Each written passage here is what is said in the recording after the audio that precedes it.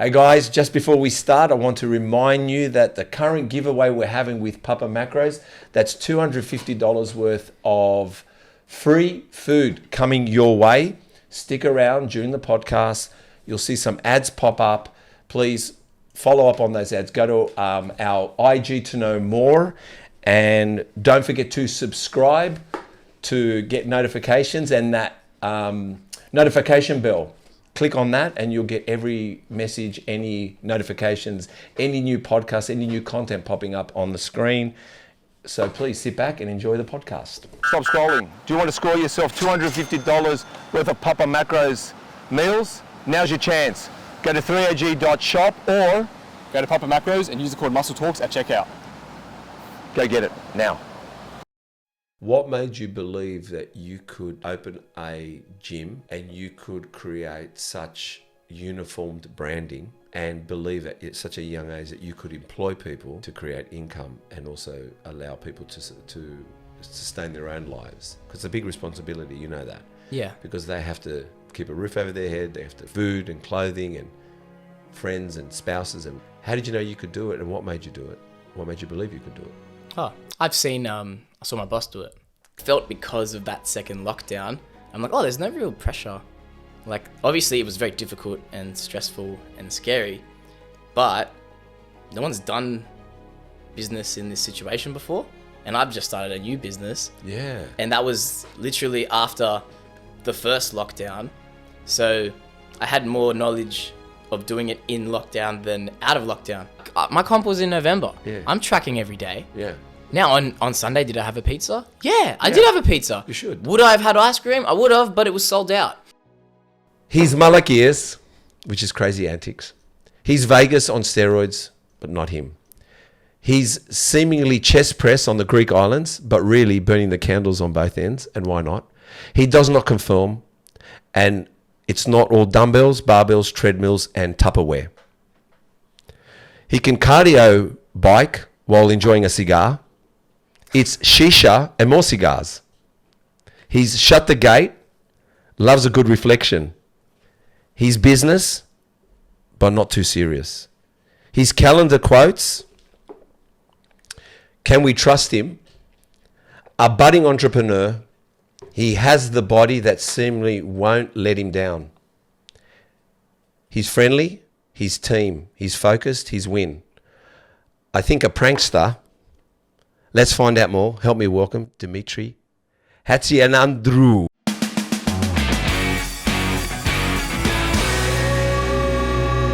That was incredible. That was all from Instagram. It was, man. I know it was. How are you, mate? You good? Yeah, very good. So that surname, which part of Greece, Cyprus, what are we? Yeah, Greek. So that was from Samos, which is... No, fuck off. You're Samos. Yeah, I'm from Samian. Samos. Oh, really? What's your last name? Giourgis. Giourgis. Oh, Giourgis. Okay. Giourgis. Yeah. Whereabouts? Oh, no, I've never gone stage fright. Okay. That's all right. Through the podcast, I'll get it. Okay. But That's cool. Whereabouts in Samos are you? My papu, I don't know if like he lived in Vathi. Yeah, that was the main where part. Yeah. Yeah. So it was around there. He had a little place there. Yeah. Nice. Wow. You're Samian. Both. No, mum's Greek, but Kazi. And there's some other bits in between. But that's all I tell people. Yeah. Remember. Okay. All right, Samian. I cannot believe Samian. All right. Well, let's. You've been to Samos? Yeah, it's very nice. How good is it? Beautiful. Chris. Where is Samos? Literally, I think it just broke away from Turkey. That's how close it is. It's like you can see Turkey. You can see the cars driving from Turkey from Samos. That's how close it is. And I'll try not to get out of the mic. Samos is the green, one of the greenest islands. It's very green. It's very much forests. So it's incredibly beautiful. Oh, it's an island. It's an island, yeah. It's an island. And I'm going to tell you a funny story because we'll segue into many things, and that's the way our podcasts are. I got a friend on TikTok. Her name is Jenny. She's called Flame Girl, and she does fire flames, and she's a personal trainer. She's got a pole studio and all that kind of stuff in England. And I became friends with Flame Girl on TikTok. And we've been friends for years, like 2 years. The flame was lit, you'd say, huh? Well, the flame was lit, yes, most definitely. And she's a single mum, great mum, and we're great friends. She's literally a person, if I feel sad, I'll call her. And that's, no one in Australia can be as close as she is to me when we talk about Wow, things. that's Yeah, it's incredible. So one day, she went on a Mediterranean cruise. I'll tell you what is something funny, Chris. This is what she was saying. I can't wait to go on this Mediterranean cruise. I go, that's great. She goes, and I can't wait to go to Santorini to eat pizza. I'm hearing it all the time. I said, what are you talking about, Jenno? Like eating pizza in Santorini. I said, there's Greek food there. What do you want pizza? She goes, oh, isn't that Italy? She thought Santorini was Italy, right? Oh, okay. So I laughed at her bimbo-ness. But the funniest was this. So she's on this Mediterranean cruise, and out of the blue, I'm messaging her on WhatsApp. I said, what are you doing? She says, we've just parked the boat near Turkey. I said, which part of Turkey did you park? Just. And she told me. So I thought, oh, good God. The boat had parked between Samos and Turkey. And I said to her, are you facing Turkey right now? She goes, yes. I said, walk to the other side of the boat, the cruiser, look across. That's my dad's island. So imagine a friend on TikTok is now sitting in the Mediterranean across the road from my father's or our. Yeah. Amazing, is that it? Yeah. Oh yeah, let's see how close. Yeah. Wow. Yeah, but she's sitting, Chris, bring it here, in that little crack. That's where she's sitting in relation to, the boat is sitting, but they're taking them on a tour of Turkey. Yeah. But I'm telling her, and so we're just friends, but who would have thought that a year later she'd be sitting in the Mediterranean and in front of my dad's island, out of all the islands you can be sitting in. So she videotaped crazy, it. yeah. So it was quite special. Like, I've been on the border, but up here. You have? Yeah. On the other side, huh? The Mediterranean is an incredible water. It's amazing, isn't it? It's amazing. You can sleep in it. Well, let's get into it. Hey guys, Steve here from Muscle Talks podcast. I just want to say a big thank you for everyone that's subscribed. If you haven't subscribed yet, please do so. Why subscribe? It allows us to get a bigger reach, a bigger audience, and get those that love and have a massive love affair with bodybuilding onto this podcast. Some of the elites, we're talking to them now. We've had some of them already on. So please subscribe and also hit the notification bell. Why? It notifies you when we've launched a new podcast, some great new content that you might be interested in. So we want you to get the very best from us. So please subscribe, notification bell, and let's get back to the podcast. Good. Here we go. You ready? All right. Which one should I go with first? You know what? Let's go with yesterday. Okay. It's not easy to find happiness in ourselves. It is not possible to find it elsewhere. So it is not easy to find happiness in ourselves. And it is not possible to find it elsewhere. Angus Repler. It's your quotes, mate. What does that mean? Yeah. Well, that's from the calendar, obviously. Yeah, but what does that mean? Well, to you? And why do you have these calendars and why do you post them? And it's actually started way back. You did some even back in 2019, 20. Not as disciplined as you are now. Yeah. But go ahead. The calendar or the quote? Both. That's a good quote. So really, I'll post the quote. I only don't post the quote if I don't agree with it. Okay. So like, I'll read it every day. Sometimes it's just like, oh, I'm not going to post the quote that I don't Resonate or with. even if I don't understand it, I won't post it. But if I agree with the quote, I think it's a good quote, I'll post it. So, all right, it is that not easy to find happiness in ourselves. It is not possible to find it elsewhere. What does that mean? Yeah. Well, pretty much, I love that. I actually really like that. I thought it makes you think, though, doesn't it? Yeah, it does. Yeah. So I was pretty much, you can't find happiness. You can the only way to find happiness is through yourself, but it's not easy. Mm-hmm. So we search for outside things. I was full thinking about this. Oh yeah, is that person going to make me happy? Is this job going to make me happy? Mm-hmm. You become happy, then those things come. Mm-hmm. That's like, it's a bit of a paradox, but yeah, you got to be happy before you get all the things. Yeah, so it's pretty deep. But just random. I just take a photo of the quote. Yeah. Yeah, I noticed that. It is not easy to find happiness in ourselves. What do you see that in, Chris? It is not easy to find happiness in ourselves. It is, listen, but it goes further. It is not possible to find it elsewhere. So in other words, what it's saying is, it's not easy, but that's the only place you have to search. Yeah. Is that what it's saying? That's what it's saying, yeah? Everything comes from inside, you know? Do you know I just got it now? Oh, really? Yeah, I just got it. Marcus Aurelius says,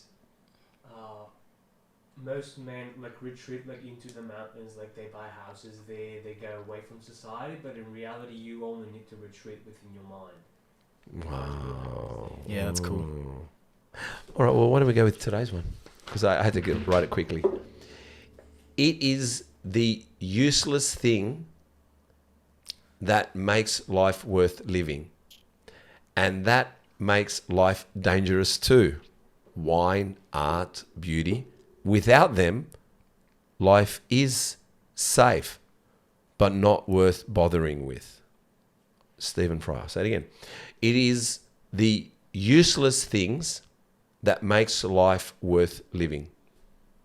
Useless things. And that makes life dangerous too. Wine, art, beauty. Without them, life is safe, but not worth bothering with. Yeah, that's cool. Contestant number 1, what do you think this is? All right. Well, that's like our lives are, if you look at 90% of our lives, it's like the mundane things. It's like getting up, going to work, those little things in between. Like even like you were talking about like the things that you saw about me on my Instagram, they're like small parts of my life. And that's like the story that I unfolded. That's with with the start. story. So Yeah. that's the exciting, like, and obviously it is exciting, the routine, because it builds everything. That's how you get the contrast between those things. But yeah, that's definitely, I agree with that. What about you, Mr.? Read it again. Yeah, because they are. You gotta think. They're hard. They You make gotta me read 'em, think. yeah. Actually, and I don't know if I don't want to put myself down, but I am a little bit airy fairy sometimes. It is the useless things that make life worth living. The useless things makes life worth living. I understand what it's getting, where it's going to. You're thinking, no, it doesn't. It does, because the useless things are wine, art, and beauty. They are useless. It reminds me of an ad. Yes. And the whole story of the ad was, I think it was like a spec ad for Apple, so not an official ad. Yeah. But the whole story was about people that say don't be an artist, but they fill their life with art. Like they watch movies, they listen to music. Yeah, they love art, yeah. But they say, no, don't be an artist. Yeah. But Be an without the artist, they won't have their things. Yeah. The whole day is art. Fuck, but they another say light don't bulb be an moment. artist. Yeah. But art's so important. Look- It's like someone's interpretation of the world, like you're seeing it through their eyes, and like it's I'll big. tell you something. And it's going to sound like I'm boasting, and I've probably said this before on the podcast, so let's say it again. There's different levels of love. And there's many levels of love. And I don't do like, I only do love. So in other words, I have a few cars. I love them. But wait, they're not above my kids. They're not above my faith. I just love the cars. Yeah. They're fucking stuff. So what I mean is, I don't even wash them because I love them, but I don't have to wash them. I don't have to worship them. So people think just because you like to dress nice and you say you love dressing nice, yeah, just don't make it more than someone's soul. Don't make it more than your soul. Don't make it more than your partner. Does that make sense? There's levels. Like, enjoy it. You're allowed to, but people Yeah. make it like you've got to strip yourself down to poverty. No, just own it, but also share it Yeah.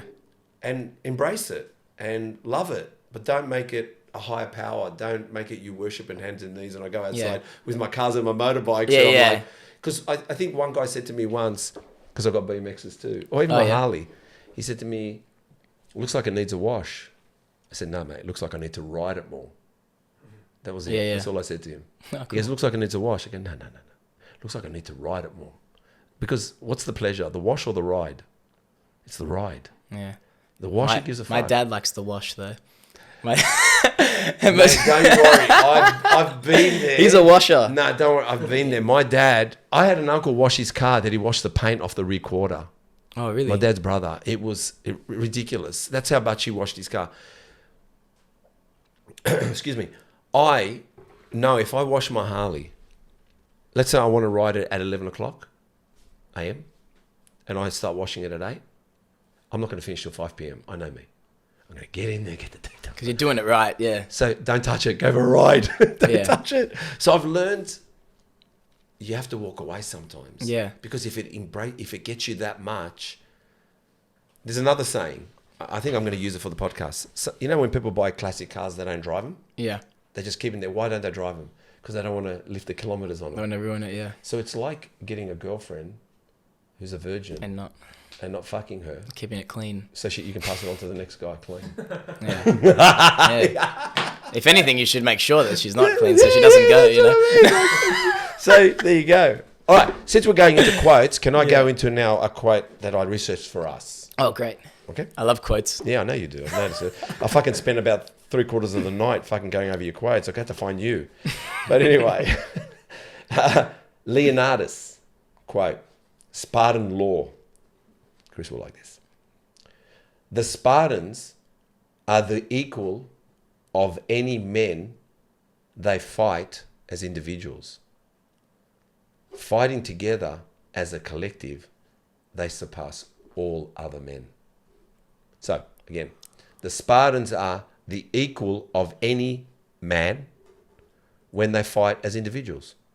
Fighting together as a collective, they surpass all other men.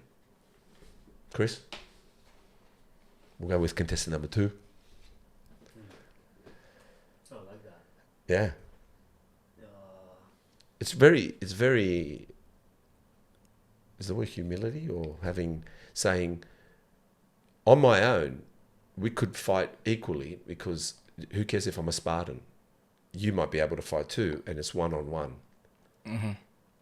But what he's saying is, but if we come in as a team, we can take over or take on everyone. Yeah. So, isn't it funny how? Well, I see. We talk about it, but we don't do it. That man doesn't stand with man. Like, I promise you, there'll be more cowards in the room than you could ever imagine. And this is the scary bit. It could be me. It could be you. It could be you because you're not in adversity. When adversity rocks, your brain will go to fight or flight. That's when you find out. That's when you what find you're out made about of. yourself. Yeah. You don't know until it happens. So when someone says, no, man, I'll stand up and fight, I laugh. Because that's what the Spartan's saying. On my own, I don't know. But when I'm with someone, we are stronger together. But are you going to stand? And that's what I'm saying. Everybody says, if like the amount of what I've heard people saying that they would stand up as a collective, I've realized, keep my mouth shut. I'll tell you on that day. And I hope that I will stand up. But boasting it tells me jack shit. Don't promise. Don't overpromise. Don't promise it. Because on the day, it could be me. Yeah. Could be you. Could be, but you're hoping not. You're Yeah. hoping not. But what are you going to do when someone runs in a room with guns blazing? You know what's funny though? I didn't look at it that way, the quote. I looked at it like... How did you? Yeah, I want to know. Yeah, I looked at it the other side. I'm like, How? oh, I can't do this without people. You can't. That's how I looked at it. Yeah. 100%. Yeah. I agree too. So like, but yeah, you want to have the right people, I guess, as well. Well, I'll be honest with you. I can't do this podcast without you people. So I should pay homage to you guys. I should respect you because every person I have on here gives me a little bit further my brand and I grow it. So I can't do it without you guys. But we see that with people on the podcast. They forget that it's a collective. This is a collective situation right now. This is a collaboration. But everybody sits and thinks it's not about the individual. Yeah, or me and Chris know when someone tells me they're going to make me famous, I said, bro, I need 1,000 people. You're one of 1,000. Did the people tell him? No one's really. Yeah. No. I don't. But hypothetically. No, hypothetically, like it's hard to get some people to work with you because we're in an individual sport. We're an individual sport. Like we're up on stage on our own. It's about us. But what I'm trying to say is, most of the people I've seen make it huge, like a Richard Branson and even Tony Robbins and Bezos. I put any money down as a collective of a team because he's not the smartest guy. As if he knows everything. Firstly, what does Richard Branson know about ships now? But he's got an ocean liner cruise going now. Because someone come to him and says, I think we should do this. He goes, yeah, let's do it. Let's do it as a collective. Okay, I'm investing into it. I'll do it. Yeah. Like, did you know Prime? You know Prime the drink? Yeah. What's the share that the two guys, what are they guys that are at the front? The brothers? The two, not the brothers, one of the brothers. What is it? Jake Paul or is it Logan? Logan and KSI. Logan and KSI. How much share do they have in Prime? Like 30-40%? Yeah. Okay. Someone Someone else approached owns them. it. Yeah. Yeah. I actually didn't know that. I thought they made it up. 4 more owners. 4 more owners. 6 in total. And before they put Logan Paul on and KSI, it was going nowhere. But another guy created it. They just said, "Do you want to be a part of it?" They said yes, and collectively now it's sponsoring UFC and it's everywhere. So do you see what a collective does? Yeah. So that's what I'm saying. No one understands the collective. Yeah. Everyone sits there and goes, "I'm going to build my brand. I don't need you. I don't need you. I don't need you." Well, you be sitting there alone. I don't need you because you're alone. Yeah. And you can only go and grab, let's say, for argument's sake, your gym. Yeah, of course, your gym can grab botany. Yeah. But if you do something online and crazy and collaborate with someone and produce something, you could maybe touch the world. Yeah. But you don't want to. You want to do it your way and your own way. And then, you're limited by that. That's what I'm saying is no one understands the beauty of collaboration. You can own 100% of something, but you can own 25% of 4 things, which make you 100% of owning 4 things. 25, 25, 25, 25. You've got 100% share in, like literally divided up by 4 things. But you just want to have the 100% of what you got. When someone comes to you and says, "Do you want 25% of this and we can work together?" You go, I like to have it all. Yeah. And isn't that ironic how when you can let go, then you get more. Yes. Yeah. And our attachment to like the thing, if it's making more money, and I want all the shares, I want all the, then like. That's why everyone spreads out their risk factors and puts into different things because, like I said, it's very hard it's impossible to educate people. I'm not the smartest guy in the world. Don't get me wrong. You have to do it in a sense alone. But to find, for all of us, for you and for Chris and for me, to find your people, it's very difficult. It's 5% to find your people. Oh yeah, because there's also what you want, and just say someone has the skills, they might not want what I want. So then I need to find, it's like a puzzle piece. So if I'm like, I want to go that way, and this is the person I need, but he doesn't want to go that way, I can't change him because he'll resent me or he won't like it, he won't be happy. And then even if he is the best at the skill, it's not going to work. And tell me how many people have come to you as wanting to be a silent partner? Isn't it? How many? Nothing like that yet. But let me tell you, that's what's funny. I've had family and friends come to me going, about this? But not just this, everything. Business like and stuff, I'll come in and I'll be a silent partner. So what they're saying is, you've got the skills, you've got the know-how. I'll just give you money and you just pay me. Yeah. You only get people. If someone's got a lot of money to invest in you, then obviously they're very good at what they're doing and they got the money. But if they're coming in to say they want to be silent partners, that's their first word. It's laziness. It's lazy. They just want to collect money. Hop on the ride. So you need someone to come along and say, like Chris is, what happened then? All right, we're back. Maneuver. Chris has a massive skill that I don't have. And I guess I have a skill Chris doesn't have. What I mean is we bring skills together to make this work. So like I said to you, I think we are better, we are stronger as a collective, but it's very hard to make the collective happen. Yeah. So we're too young to retire. 2021 comp highlight, 29th of May, 2021. It's a Apollo Creed quote, "We're too young to retire. The away we go watching the journey you're building towards tells us in the comp what I want to know in that journey in 2021." Again, I watched it from you explaining your diet. I want to know about walnuts. I want to know about winery. Another quote, "The essence of life is going forward," Agatha Christie. Sometimes you win, sometimes you lose, sometimes it rains. And then obviously A and B comp, you win deservingly, and what a fucking body. So I just want to know, what does all these quotes were, "We're too young to retire. The essence of life is going forward. And sometimes you win, sometimes you lose, sometimes it rains." This is in 2021. Yeah. I remember all of them very clearly. Yeah, but you were,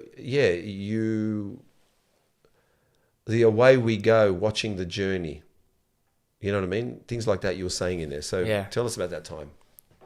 You're too young to retire. It was a joke because I'm so young. Of course you are. Yeah, but it was funny because when I started the gym, a lot of like other people, they're like, "Oh, don't do that bodybuilding anymore. Like you got to focus on that." Like that was the kind of thought. Mm-hmm. And then I kind of like, "Oh, maybe I should just like, this is a responsibility. I can't go do comps and blah, blah, blah." But then what happened was the COVID. Yeah.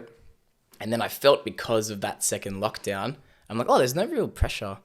Like, obviously it was very difficult and stressful and scary, but no one's done business in this situation before, and I've just started a new business. Yeah. And that was literally after the first lockdown. So I had more knowledge of doing it in lockdown than out of lockdown. There's no real rules anymore, if that makes sense. So Yeah, tell me about that. Tell me. so that was the. So you started the business. What is your business called? the factory PT. Yeah. Because I said in that message, you sound like you own it. I need to ask that question, but I didn't want to jump the gun because, and I found the post that clarified that you owned it, and I will get to that quote, to that message post. So you started a business in COVID. Was it just before COVID or during COVID? It was in the middle of it, like after the end of 2020. So after that first lockdown, which we thought it was like done, then so it's with my family. So with my dad, upstairs there's a health and wellness center. So that's another business, but we're in the same building. Who does the health and wellness? My mum and my sister. What is their business? What is It's called Sojo. So they do all recovery stuff. So float tanks, infrared sauna, massage. Nice. Pretty cool. Yes. Yeah. You know the Normatec boots? Yeah. Recovery boots? Yeah, things like that. And what does your dad do? So my dad used to own a tannery, but now he's just involved with What did he own? a tannery like kangaroo skins. Oh, Yeah, that was called Samos. Samos Souvenirs. No way. Yeah. Wonderful. So what happened after he stopped that, that's how it all came along. Now also, across the road is now my brother-in-law is involved. He does a Pilates studio. Wow. Yeah, so it's all together, like in one place. Yeah. Wow. Very cool. Very good. Yeah. Yeah. Well, I like the sound of that. I'm trying to think if I can make a joke out of it, but I don't want to. So It's very woggy. yeah, very well. You're taking over the area. So you started the business, but in that time you were competing as well. Yeah, so what happened is... What comp was that one? That's not your first comp, I can tell. That's not my first one. That's Maybe my fourth or my fifth. Fourth or something fifth. like Okay, that. yeah. Yeah. I'm going to ask you about that. But tell me about that comp because... Now, you can correct me if I'm wrong. I'm going to ask the question. You're natural? Yes. Like, honestly, you're quite phenomenal. Thank you. But there is a few phenomenal guys out there at the moment that we've podcasted with. I don't know if you've seen Emad Wardu. He won IFBB Classic Physique 2023 Season A. He got pro card. He was natural. Oh, was he? Yeah. I have a look at. I want to have a look at these Emad guys. Wardu. Yeah. Yeah. He's completely natural. Still natural. Still Yeah. to today. So yeah, that comp. Tell me, did you coach yourself? Yeah. You coached yourself. That's one. Diet yourself. Yeah, all myself. How do you know about nutrition, man? Tell me, because I don't know. All I know is chicken and rice. Oh, really? Just do the job, but through PT. Yeah, I know you do Yeah, it. but But what I'm asking with you myself? is, how do you know the stuff you know? And especially for comp, how do you know when you're doing it yourself? So you're a PT guy. I get it. You train people there. Where does it all start? How do you know it? Oh, I learned through my first job with the nutrition. I was at Vision. Yes, I know. Yeah. You go on. Yeah, so that's how I learned the basic nutrition stuff with the bodybuilding. But who taught you that? Oh, the names of the people No, who taught you the nutrition part of of bodybuilding? Yeah. Well, I just did the exact same thing as a normal person. It's just a bit more strict.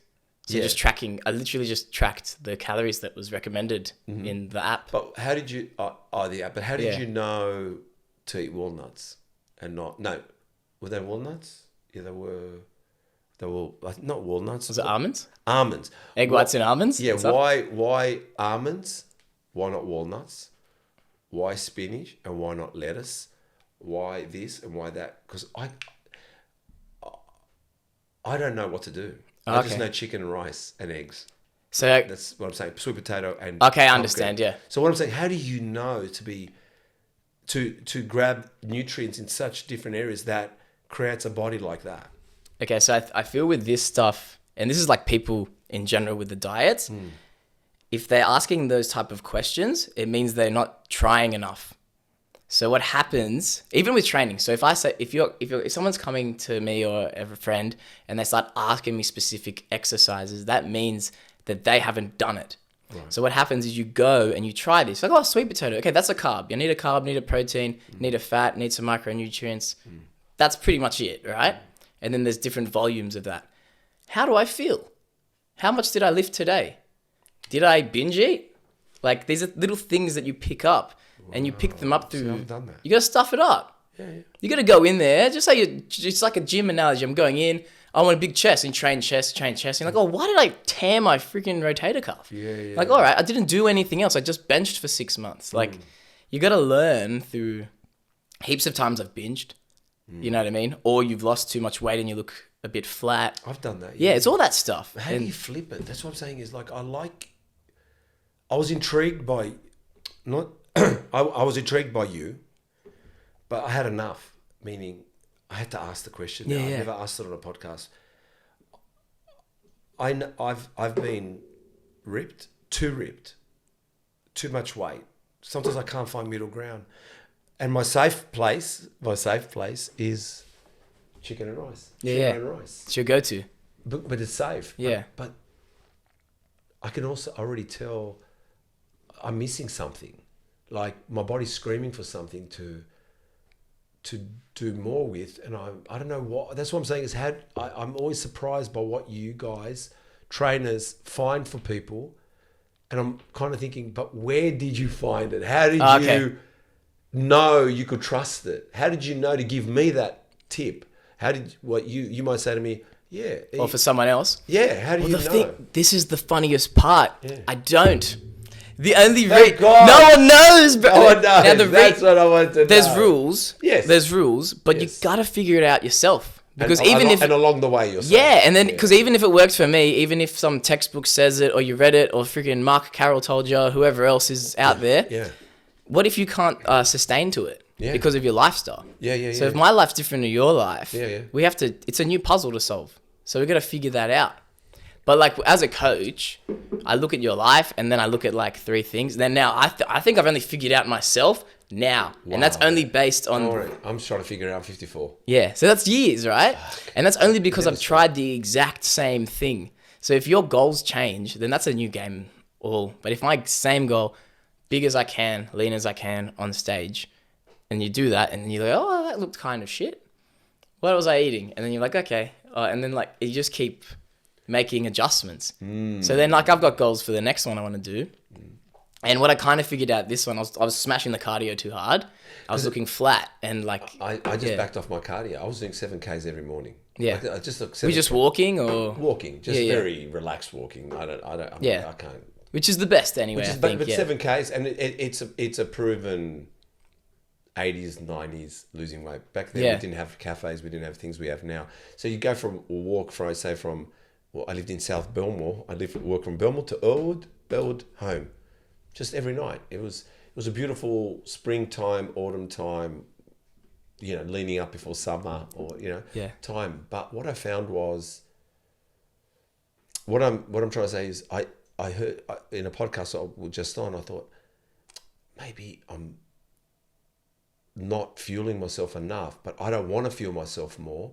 So I shouldn't be doing 7Ks. So now I've actually weaned myself back. So I'm actually doing, say, 5Ks, but I want to see if I can take it back to, say, 4Ks, and that's enough. I want to find when it's enough because I'm actually feeling too flat now. Yeah. So there's a sweet spot, right? Yeah, I'm trying to find the sweet spot. You just got to keep trying it and messing it up. Because I feel I'm leaning up, but I'm also feeling like I'm losing in it as well, where the days that I have rest days or I don't want to go to the gym and I think I'll take 4 days off, I feel better. So I'm kind of thinking, maybe the walk is too much. Like that's what I'm saying is maybe less is more. Yeah, like, 100%. Yeah, go on. And like I've always been like more is better. Yeah. Learning, and now after like doing the 5 comps, I think that was my 6th one or 7th. Just to relax, bro. Like train hard. Like the weights, you're gonna train hard. Pick up head weight, go hard. But then you don't need to diet too hard. You don't need to smash cardio too hard. You just need to move. But you got. It's like what you're saying is, you got like there is a sweet spot. But I still haven't. To be honest with you, I think I have a problem with food. I do. Like you enjoy it. It's a Greek thing. No. I don't enjoy it. Meaning, I feel guilty every time I eat something delicious. Like I can have a baklava and I feel guilty. That'll be for 3 decades now. Like I'll have ice cream and I feel guilty. I have pizza and I feel guilty. Do you track I your can't. food?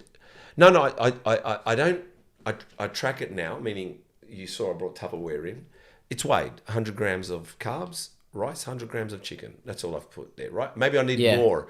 But what I'm trying to say to you is, someone can say, man, listen, just eat the KFC burger and finish the day with this, this, and this. I can't do that. If I have the KFC burger, it's fucked my whole day mentally. Yeah. So I try to play safe so I can calm down my head. Yeah. I don't know why. That's why when I look at your food, I think, how did he pick almonds, man? How did he pick that? Like, I wish I could pick it, but I'm too scared to because I don't know. Oh, okay. That's what I mean. So with that, people are like, oh, what's eating clean? What does that mean? I don't know if there's a definition of eating clean. Maybe it's, but my definition, if like in a bodybuilding context, is just like, what has only fat? What has only carbs? What has only protein? Yep. So back then, I was back then. Now it's a bit different. I'm not as like pedantic in that way. Like, so it's just like, what is only protein? So like, I think if the post that you're looking at, it was just egg whites. Yeah. Right. And then I was bringing carbs down that week. And like, what is like pretty much only fat?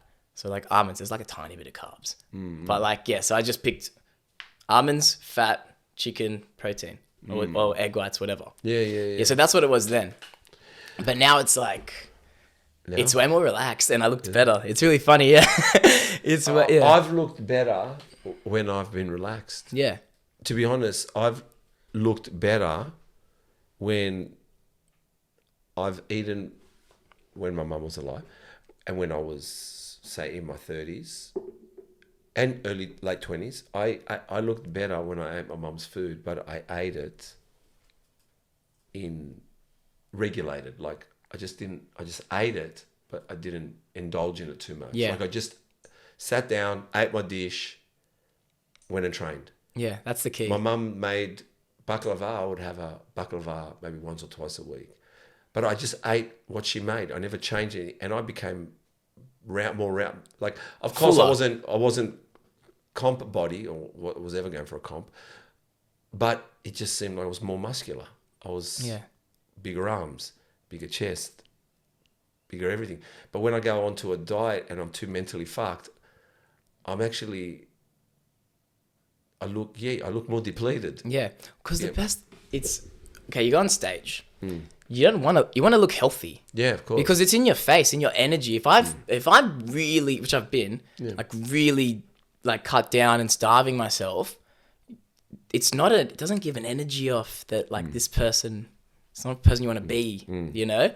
But my, towards the end, I was even like, okay, I started pretty clean and then you get leaner, you know, and people have the binges. I was like, why don't I just add some sugar in? So I'd have like Nutri-Grain at breakfast. The last week of the comp, because I was burning, because I think I was doing like 30,000 steps, which isn't crazy for running people, but for normal people it was a lot. And the weights, I'd wake up really flat.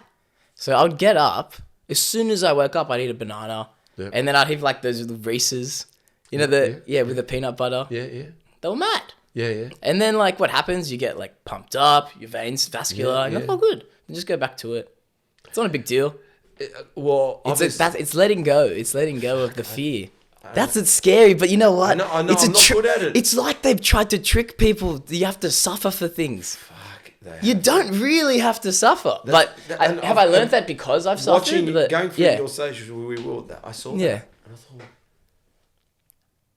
and the more I saw you develop from, like I said,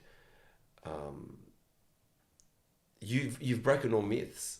To be honest, we're going to be myth busting in a moment. So I'm excited. Yeah, we'll keep going. But like I said, that comp, like you have got a great physique. I have to say it. You have a great physique. I'm really impressed by it, and I'm proud of you. Oh, thank you. I am. I'm very proud of you. You've got a really nice physique. You've got a really good attitude, by the way. So I'm going to give you some praise because I really like your attitude, and I think it'll go further as we talk right now. Here we go. Cool. Okay, Malakias, 8th of June, 2019, 10 minutes into the weekend, you light up a cigar and you hit the exercise bike. All right, that's one. Ping pong in the kitchen. Oh, yeah.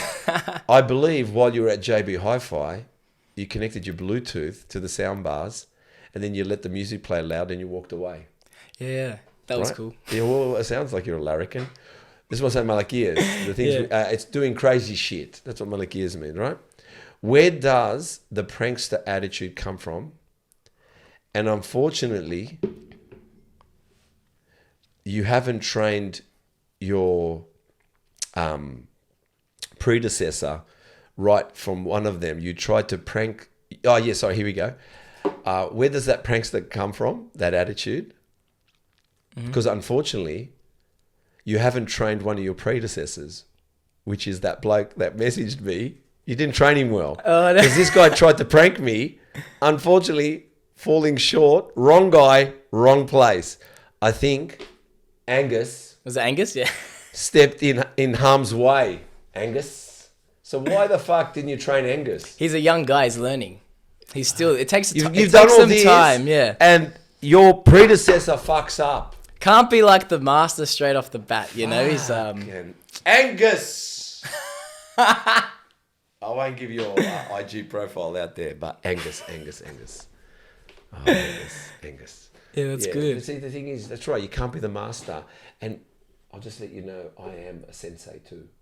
Ignore this. I'm a prankster myself. Don't you worry. that's So good. tell me about you. These malakias. That's Is so that fun. innate in you? You know what? That's just me having fun. Yeah. Yeah. Yeah. So I it's can just, see it. I just enjoy it. I just enjoy being silly. Yes. The music. Yeah. I do a little smile, and I'm just like I get excited, and I don't even know what He's at happens. JB Hi-Fi. He goes to the sound bar, and he goes his phone. He connects to the Bluetooth, so he puts on some music and walks away, and the whole place is screaming music. Oh, I did the same. Yeah. You No, did it's the normal. same? It's a normal thing. Yeah. Oh. What that was when the Michael Jordan documentary came out. Yes. What was it called? Last day. The Last Dance came out. So that was like 2020. And the music was like put in everything. So I played the Jordan, that music. Yes. What's it called? Serious, the song? Yeah. So I played it and then I just walked away. Yeah. And I did the little walk. Yeah. That was I just times. found you. Yeah. I just found you hilarious. I was with good friends and that was funny. He's outside in the backyard on an exercise bike without his shirt on, so he's got a good body, and he's lighting up a cigar. And he goes, and this is what he said: 10 minutes into the weekend. How funny is that? Like, This is so good. That's why I enjoy. I love this. This is fun. I You get to- was laughing my fucking head off, man. Yeah. Well, let's see how much more things we can See find what we out got. about you. Here we go. 17th of February. Shut the gate. Quite ripped and muscular. Tell us about that photo and the quote. What's going on there? Shut the gate. Was that the quote of the day? No, that was you. You wrote it. I think you were. 17th of February. What year? This year. I think you're in your gym, and you're doing a pose like this, and you've gone shut the gate. Am I saying shut the gate? Yeah, you've typed it. Now I don't know, What have I said? but it says 17th of February, meaning you're. I'm not like everybody. Everyone poses in their underwear, but you're hitting the pose like that. It's your latest post. Yeah. And you've gone that's my shut. most- You've gone shut the gate. What does that mean? Are you just too confident for us? For that, shut the gate. But you know the pose? Yeah, I know the You know post. the post? Yeah. That's but the most recent post I did. Yeah, but you've I remember I got a really- ticket that day. Ticket for more. Speeding. All right. Well, you've just gone shut the gate. What's shut the gate? That you look good. You're happy. You're yeah. So you know what? I don't know if I wrote shut the gate. I think someone else might have shared it or Oh, so commented. have you got social people looking after you? No, maybe it got reshared. Maybe you got A and B or it's something. you. It's you. Shut No, the gate. I honestly don't remember shut the gate. Bring up the post. Let me see. I gotta get my memory We jogged. love a podcast that is all about. We're into it. Like, here we go. I'm going to show Chris first. Let's shut the gate. Yeah? See, look. Oh, it was A and B. You're right. They said. Oh, that. A and B. Okay, cool. Oh, here we go. You ready? Oh, yeah, that's a good one. Yeah. Oh, so all right. Okay, what did I write? Oh, you didn't write anything. Oh. I thought, yeah, it was A and B. I just looked at it. Shut the gates. All right. So That's cool. That's your latest. Is that you now? Right now? Is that you? Is that you right now? That's not me now. No, that was the day of comp. Yeah. Wow. The gate is not that shut anymore. That's natural. Right? Good, huh? He's very good. You are very good. Like, this was a good one. Oh, the funzy. So, anyway, really good, really good, really He good. was back in yesterday, actually. Was he? He doesn't train all Is the he time. the kid that goes around everybody? Yeah. Is he? Yeah. I trained him. I haven't trained him for a while, but yeah. Oh, all right, so here we go. All right, so I guess then you didn't write the quote. Look at me. Fucking, maybe it was my 1 o'clock in the morning fucking research. So that was you competing last year at the end of the year? Was that you? Yeah. Yeah. All right, so 24th of November 2024, a group photo, topless boys, heaps of gains. Last team training with Jackson Mojito. It's an over 3-year journey from your backyard through COVID, managing the studio, and all of the challenges in between. Keep growing, my friend. What was that? Oh, so that was my friend Jackson. He used to work in the gym. And then he ended up managing, but he was from the start. I think it's his birthday. when? He started like from when we opened. Yeah. In the backyard. So that's how we first started training people before In your backyard? Before the gym was actually finished. Yeah. Did he work for you in the backyard or he worked with you in the backyard? Well, with me, but like for me, but like for the gym. Yeah.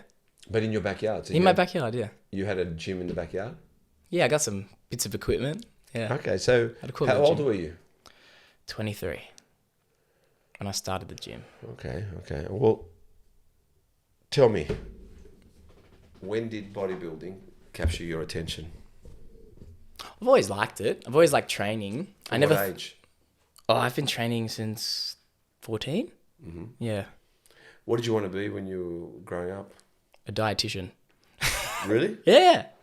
So you wanted to be a dietitian, so you were fascinated by helping people. And why a dietitian? Like, did you see the world eating shit and you ate well? What is it? Why dietitian? Did you see it as a niche? What did you see? Well, I was always into training, and then I kind of wanted to see how I could make some sort of, like, I was thinking about the future after school, all of that stuff, and I kind of liked the idea of that. Mm-hmm. But then I went to uni, and then I started PT. What did you study at uni? I was doing health science, but I never so finished real it. PT. Yeah, it was like I was kind of working together. I did my certs as well. I said, I'll do some work on the side. So I could tell you always wanted to be in exercise. Yeah. PT. I think it's innate in you. So like I said, Chris was conceived online. Everything's going to be online with Chris. And I could see health and fitness was innate in you. I was conceived in a gym. Yeah, you were conceived in a gym for sure. So yeah, you were, that's what you wanted to do. So you finished, so you were working at Vision. Mm-hmm. You were a PT there how long? 4 years. And what made you believe at such a young age that you opened up the factory PT how long ago? 2020. 2020. So 2020 you were 23, pretty much, 23, 22, 23. What made you believe that you could open a gym, a PT type gym, and you could create such uniformed branding and believe at such a young age that you could employ people to work for you to create income and also allow people to sustain their own lives? Because it's a big responsibility, you know that. Yeah. Because they have to keep a roof over their head, they have to get food and clothing and friends and spouses and whatever it is. So you're the top guy that employs them. How did you know you could do it, and what made you do it? What made you believe you could do it? Oh, I've seen, I saw my boss do it. Yeah. Vision? Yeah, Vision, yeah. That was pretty much it. And then like... But Vision was a franchise. It was a franchise, yeah. Yours isn't. But everything starts somewhere, doesn't it? Yeah, but you started. You aren't a friend. Is it franchisee, franchisor? Franchisee. Yeah, the franchisee owns them, like many of them people own, and the franchisor is the guy that owns the top and franchise. But you, similar to me, I'm going to say that now. I just thought about it. I opened up a juice shop again. If they're going to hear that on this fucking podcast. Yeah. But I was 30 when I opened up a juice bar. That was the year 2000. That same year, Boost Juice started. Oh, no way. But she had one shop, I had one shop. The funniest was, her shop was green, uniformed, hats, name badges. She was in Melbourne. I was in Sydney, hats, name badges, aprons, even a mascot. And I just was 30. I had this mindset, and you tell me if you've got the same mindset, that I wanted my staff and people to believe, though I was small, that I was actually a big business. 100%, yeah. Is that you? Yeah. And I think with any type of goal in mind, you should reverse engineer it. Good. Yeah. Yep, go ahead. What's it in? Is it in 7 Habits?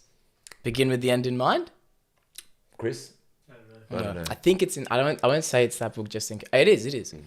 When you have a goal, so if you say I want to open a lot of gyms or juice shops, whatever, you're like, what does that look like? What does that require? So then you're like, all right, it requires uniforms, it requires systems, it requires a certain type of marketing and ways that you do things so it can be replicated.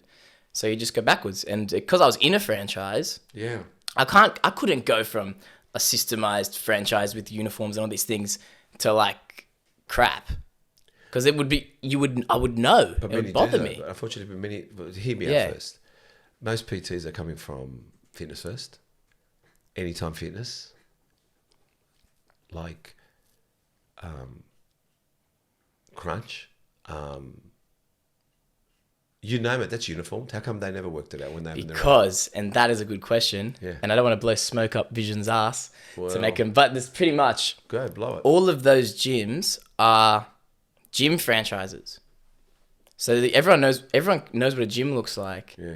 But Vision is it's not gym, it's personal training. He was a fucking machine. Yeah. So that's the goal. Yeah. So all I need to do is learn how to replicate the personal training.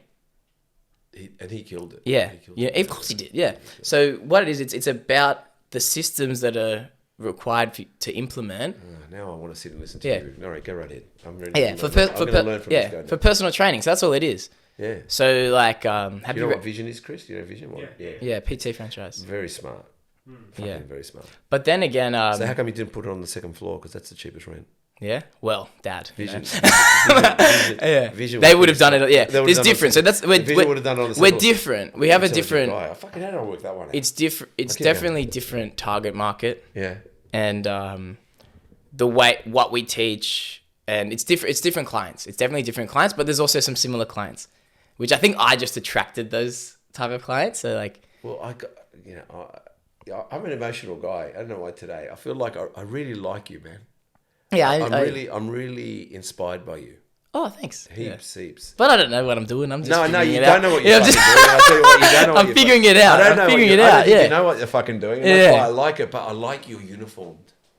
You are so uniformed. You are so brand conscious. You know, even your presentation, like even you won't be too serious because you don't want to be too serious, but you stick to finding that middle ground of fun and serious. Yeah, there's a sweet spot. Yeah, there's a sweet spot you keep with, but you're on, but there's a sweet spot with you, right? I can see that. So I have to say, you got to see, which we're going to see you, Jim, because we're training there today. Oh yeah, it'd be cool. Yeah. So the thing is, I can see the uniformity, but Vision, got it. I understand. You're right, 100%. You're very fortunate, and I think you're right. You've got to reverse engineer, and for anyone out there listening, even myself, there is the scary point, and that's complacency. Yeah.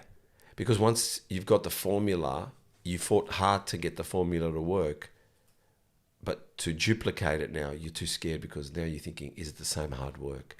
So let's say now your formula, you decided, I want to now open that up in Brisbane. You can. Yeah. But you're thinking, do I start from the beginning again? And oh my God, and now I know what rents are. Yeah. Now I know what wages are.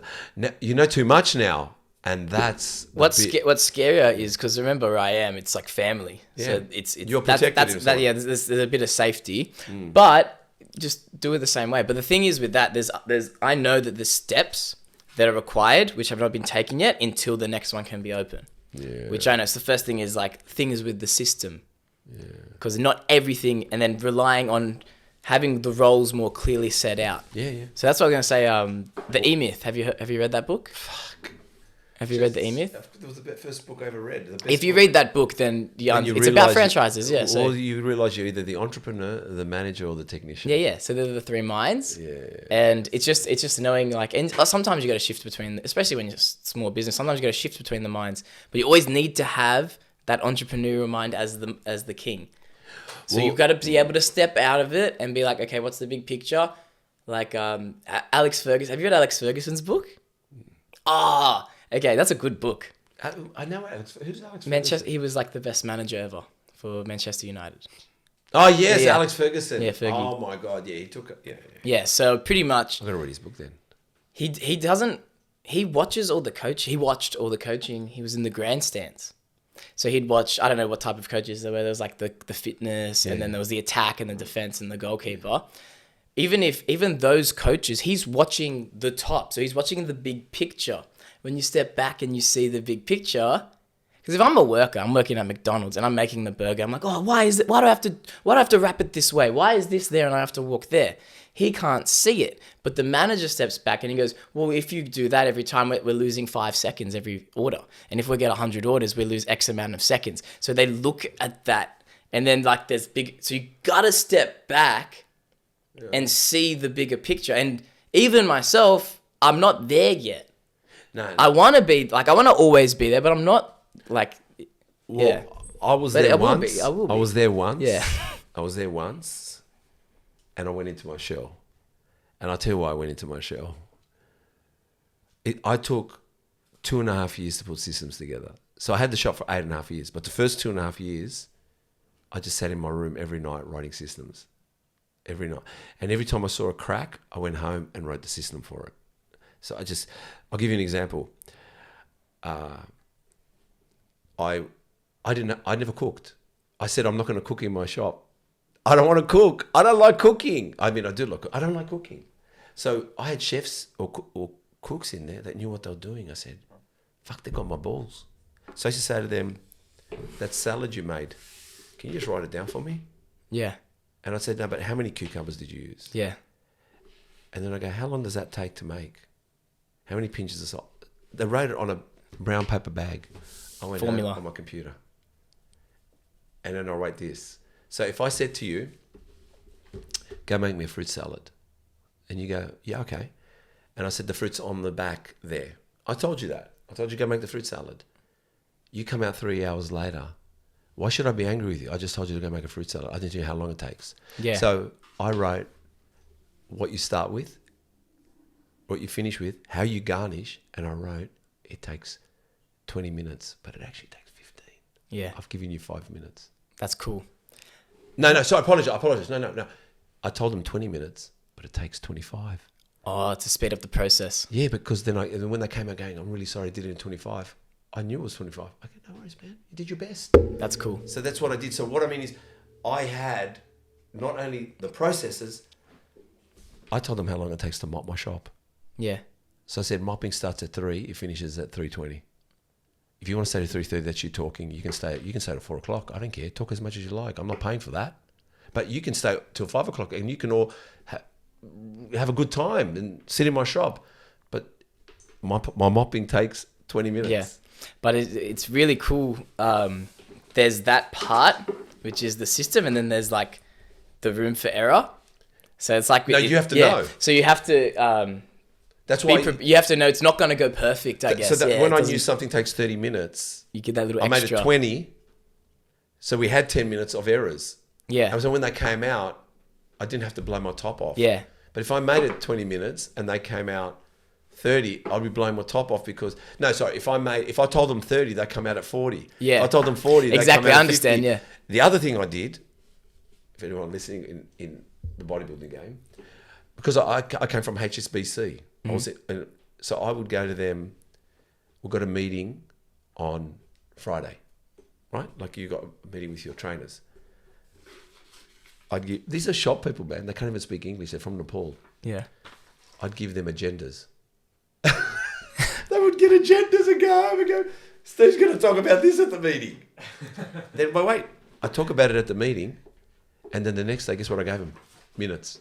Oh, They would go like, this guy's fucking giving me minutes. it's timed, yeah. Guess what? No one left. Because they never got that from anywhere else. Yeah, I even did team building. When I saw the team didn't get on, I took them bowling. that's cool. I took them to the driving range. I love that stuff. It's important. That is was important. HSBC. Yeah. That's what I'm saying, dude. Yeah, it's what's required. That's what required. Yeah, No one people don't get it. Yeah. Yeah, that's what I'm saying. Like, you have to look at what makes you better than the other people, stand out, why your staff won't leave. Because they'll leave for money. They'll always leave for money, but they'll leave for money when they're disgruntled. They'll never leave for money if they're not disgruntled. So someone can say, I'll pay $5 more. If they're leaving, if you said to them, I'll pay $5 as well, they're still going to leave after 4 weeks because they're leaving. They're not happy. It's not the money. They're just leaving. But if someone says, I'll pay you $5 more, they go, oh, but Dimitri gives me agendas and minutes and invites me to the Christmas party. I used to give him invitations to the Christmas party. I didn't tell him. I gave him an invitation. They go, I got an invitation to the Christmas party. And the Christmas party was a good one because I was paying for it. It was mine. I wanted to go somewhere You good. have a good time too. I want to have a good time. That's so funny. I love a good party. So does that make sense? So no one understands. And plus I'm claiming it. So I'm going to drink Belvedere. Yeah, for sure. You know what I mean? So what I'm getting at is just remember that when you're building a business, you have to be Qantas, CBA, McDonald's, Vision. Yeah. What are they doing? They're doing boardroom stuff, meetings, agendas, Yeah. forecasting, time management. Yeah. So that's what I'm saying is it's not just trying to be their friend. But that's the E-myth as well. Yeah. So the E-myth is, like with most things, like I said to you, it's all that stuff. That's what makes you duplicatable. Yeah. That's when you pick up the book and they open the book and they go, oh, you do agendas, you do minutes, you have team building 4 times a year or 2 times a year. There's a Christmas party. Oh my God, no one's allowed to wear black jeans. It's only blue jeans. Runners can't be fucking ripped up. Yeah. You have to have a name badge on. Wow, look at this. That's the business. Yeah. So that's what I'm telling you. But I see it in yours. But yeah, that's it. Like you want it to be like McDonald's, you know? You want it to be not the food part, but like the process, and you get the exact burger every time. Well, that's right. And that's why like they come in if it's a high quality service, and then we're doing little things and we say certain things and we're whatever the steps are, you know exactly how it's going to be every time. Yeah. So then if they don't like it, it's not for them. That's cool. Yeah, 100%. But there's a person it is for, and that person's going to want to be there every time. Well, that's the person that's never going to leave you, and that's what I'm saying is they're the ones that stick around because they know I don't get there anywhere else. Yeah. I want to stay. I'm actually learning from Dimitri. So this is what you want. And actually, you know, I read another book. I can't remember what the book was. Again, bodybuilding business, you're in business. And that's what this podcast is about. There was this guy, he was a trainer. He was training pilots to fly planes. And this one pilot flew one of the planes and crashed it. And everyone thought, as him being the instructor, he's going to blow the guy up. Obviously, he ejected out of the plane. Everything was all right. He landed. And the guy comes up to the instructor and said, I fucked up. I'm really sorry. Explained himself. And the instructor looked at him and says, it looks like you've suffered enough. Here's the keys to the next plane. Sometimes if your trainer comes up to you and is literally feeling like he hasn't done a good enough job and he's telling you that, send him back in. Yeah. Go and do it again then. What, you trust me again with that client? Yes. I'm not going to hold you back, man, because you get to redeem yourself. We just want to fucking tell people that they're doing shit jobs. Yeah. But the best thing to do, and I'm going to tell you a secret, I got money stolen from me and I kept the guy on. I said, how about you don't steal from me? Let's say you do it now. I couldn't believe I did that firstly. That's crazy. It was crazy. It was. He stole. I sacked him. He came back a few weeks later crying, saying, can I have my job back? And I said, I reminded the pilot, I said, no, you look like you've suffered now. Let's see if you can not do it. Let's find out. Back on. Yeah. So in other words, it's amazing how we can grow and learn ourselves, but also teach others and make people better. Yeah. It's not about stepping on people. It's not about the suppressing people. It's just allowing people to do what they do. And I think with that, it's just letting them make the mistakes. Mate, Because that's the only way you're going to learn. I can tell them something and say, hey, like, just be careful. But some people must learn through suffering. But you got to watch how they felt. And if Yeah, they yeah. feel down, my God, your job is to Yeah. say, You G 'em up. You look like you want to give it another go to redeem yourself. Let's do it. And they're like, Yeah. you're going to trust me again? And you go, I have to. Look at you. You're hurting and I want to fix it with you. Let's do it. Let's fix it. You're going to fix me if you fix it. Yeah. So fix it. Let's fix it. You fix it. I won't fix it. You fix it. This is what I'm saying is like... You get empower. That's how you empower people. It's how you empower people. It's definitely. And it actually teaches you to manage stuff accordingly. You'll know when to sack someone. You'll know when Angus messages you. Yeah. You'll know what to do. Yeah. And then feel sorry for him. And then, no, he's all right. He's all right. Well, 16th of November, gold trunks. And I'm sure it was you that said this. When you catch your reflection in the car window. That's definitely me. Great package. Job well done. Yeah. Was it you? Were you proud of yourself? Oh, yeah. Yeah. Because that's what you said. You catch a reflection. Yeah. That was on stage, that photo, yeah. Yeah. You said it's like... I was being a bit cheeky. Yeah, of course. Yeah. Yeah. It's you, buddy. That's who you are. But yeah, that was He's got a lot cool. he's quite cocky. He's quite... a little bit. Yeah, go ahead. Yeah, that was cool. That's funny because I kind of last year stopped posting as much because I was kind of thinking, I don't really want people to see my stuff anymore. I have my close friends. I post in that, but I said, I'm going to post that one. That's like a whole year of work. Let people see. Listen, man, I'm just going to let you know, most of your posts, you're partying, buddy. Yeah. You're burning the candle. But Chris, this guy is not tough. Like Chris, every rule that everyone tells you to have, these kids on the Greek islands smashing these big fucking pina colada things. I don't know what they are. While he's doing a chest press, right? He's got a picture of Belvedere. He's shisharing. He's cigar smoking. He's in Vegas. I don't know how he's held onto that body under the abuse he's put it through, but he hasn't stopped. So obviously you've found the qualm. With that reflection message, Yep. do you think we as bodybuilders, are we obsessed by reflections, shadows, mirrors? We're always looking for perfection, accomplishment. Are we too hard on ourselves? Is it really healthy for us, this sport? I like that. Well, what's healthy? Yeah, so if you're talking about mentally, You tell me. I think the problem with this is, if you're identifying yourself with a look, then you've got a problem because you're not going to look like that forever. And there's lots of factors why. If it's your discipline that's changing your look, so just say, there's the chocolate, I eat the chocolate, I can understand that you're kind of diminishing yourself. Like what's the Jim Rohn? I've read this on the wall. I do. Go ahead. Yeah, there's a Jim Rohn quote. It's neglect starts as an infection, and if you don't look after it, it becomes a disease. Yeah. So like that constant those little things, like I didn't make my bed, I didn't prep my food. For me, that's like small acts of neglect. And if I keep doing those things, not moving, drinking too much, because obviously all those posts, there are these little windows of the whole lifestyle. But I'm voting no for myself. I'm saying, that's not like, so what I need to do is I need to constantly build. And that gives me that, I can do this, with whatever it is.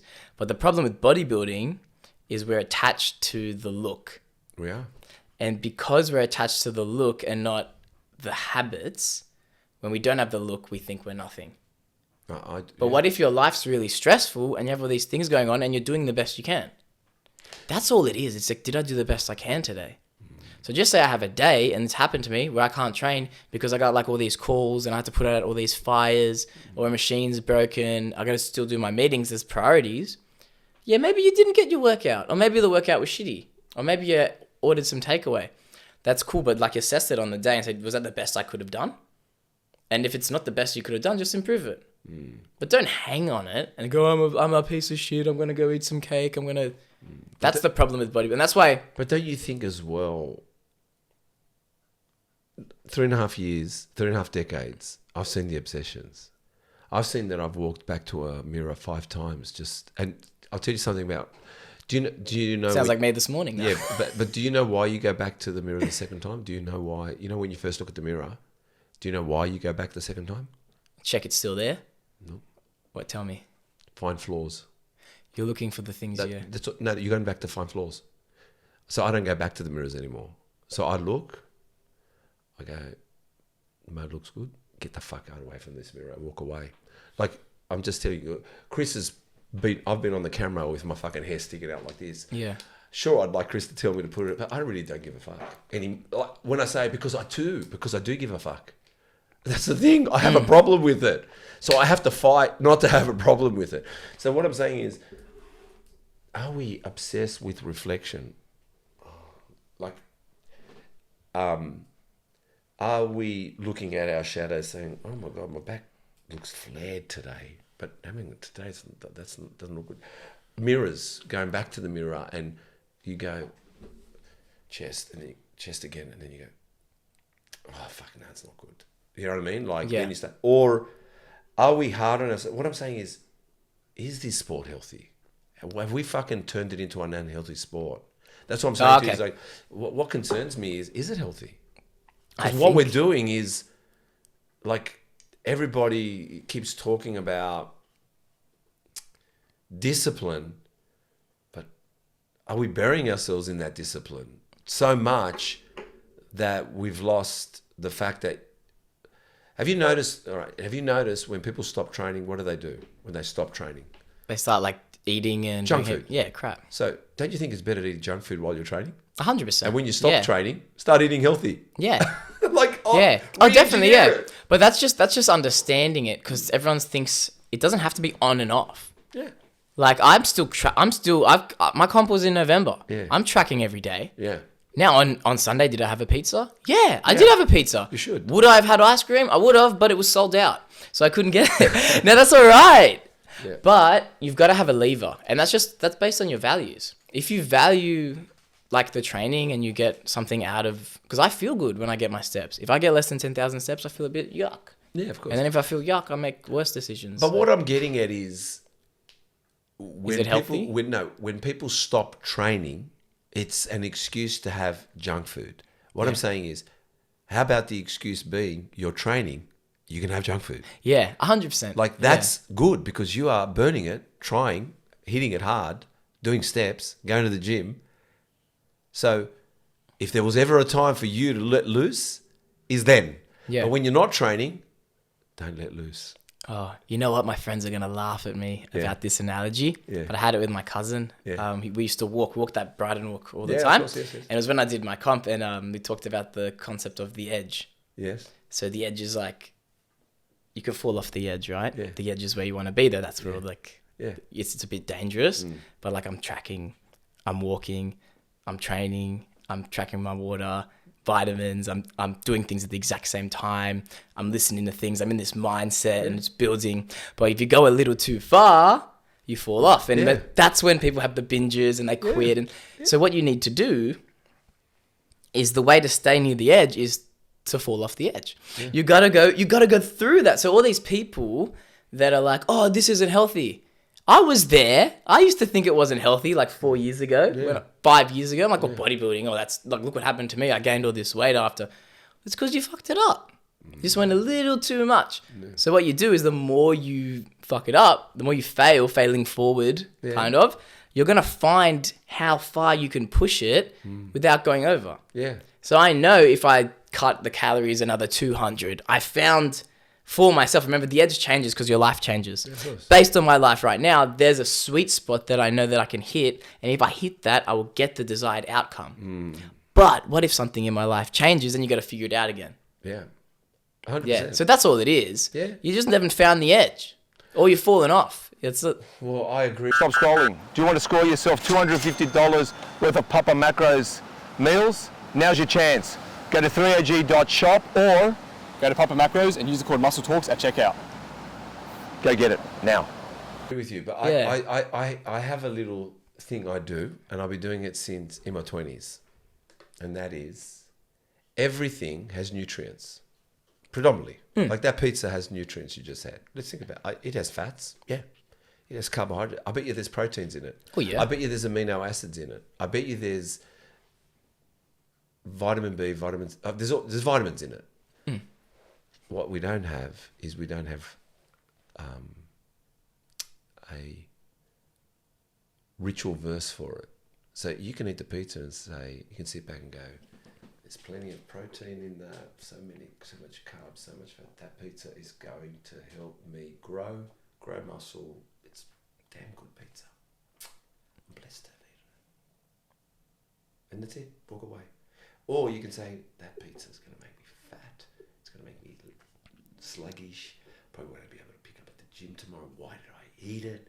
Like, why do you have that narrative going when you can fight the narrative of that? And that's what I do. Yeah. So I go, that burger has meat in it. That meat has protein in it. That protein has got fats. That bread is got wheat in it. It's obviously, because I'm thinking it's a good bun, not whatever.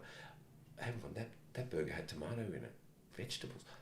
It's got lettuce in it, onions in it. It's tomato sauce, tomatoes.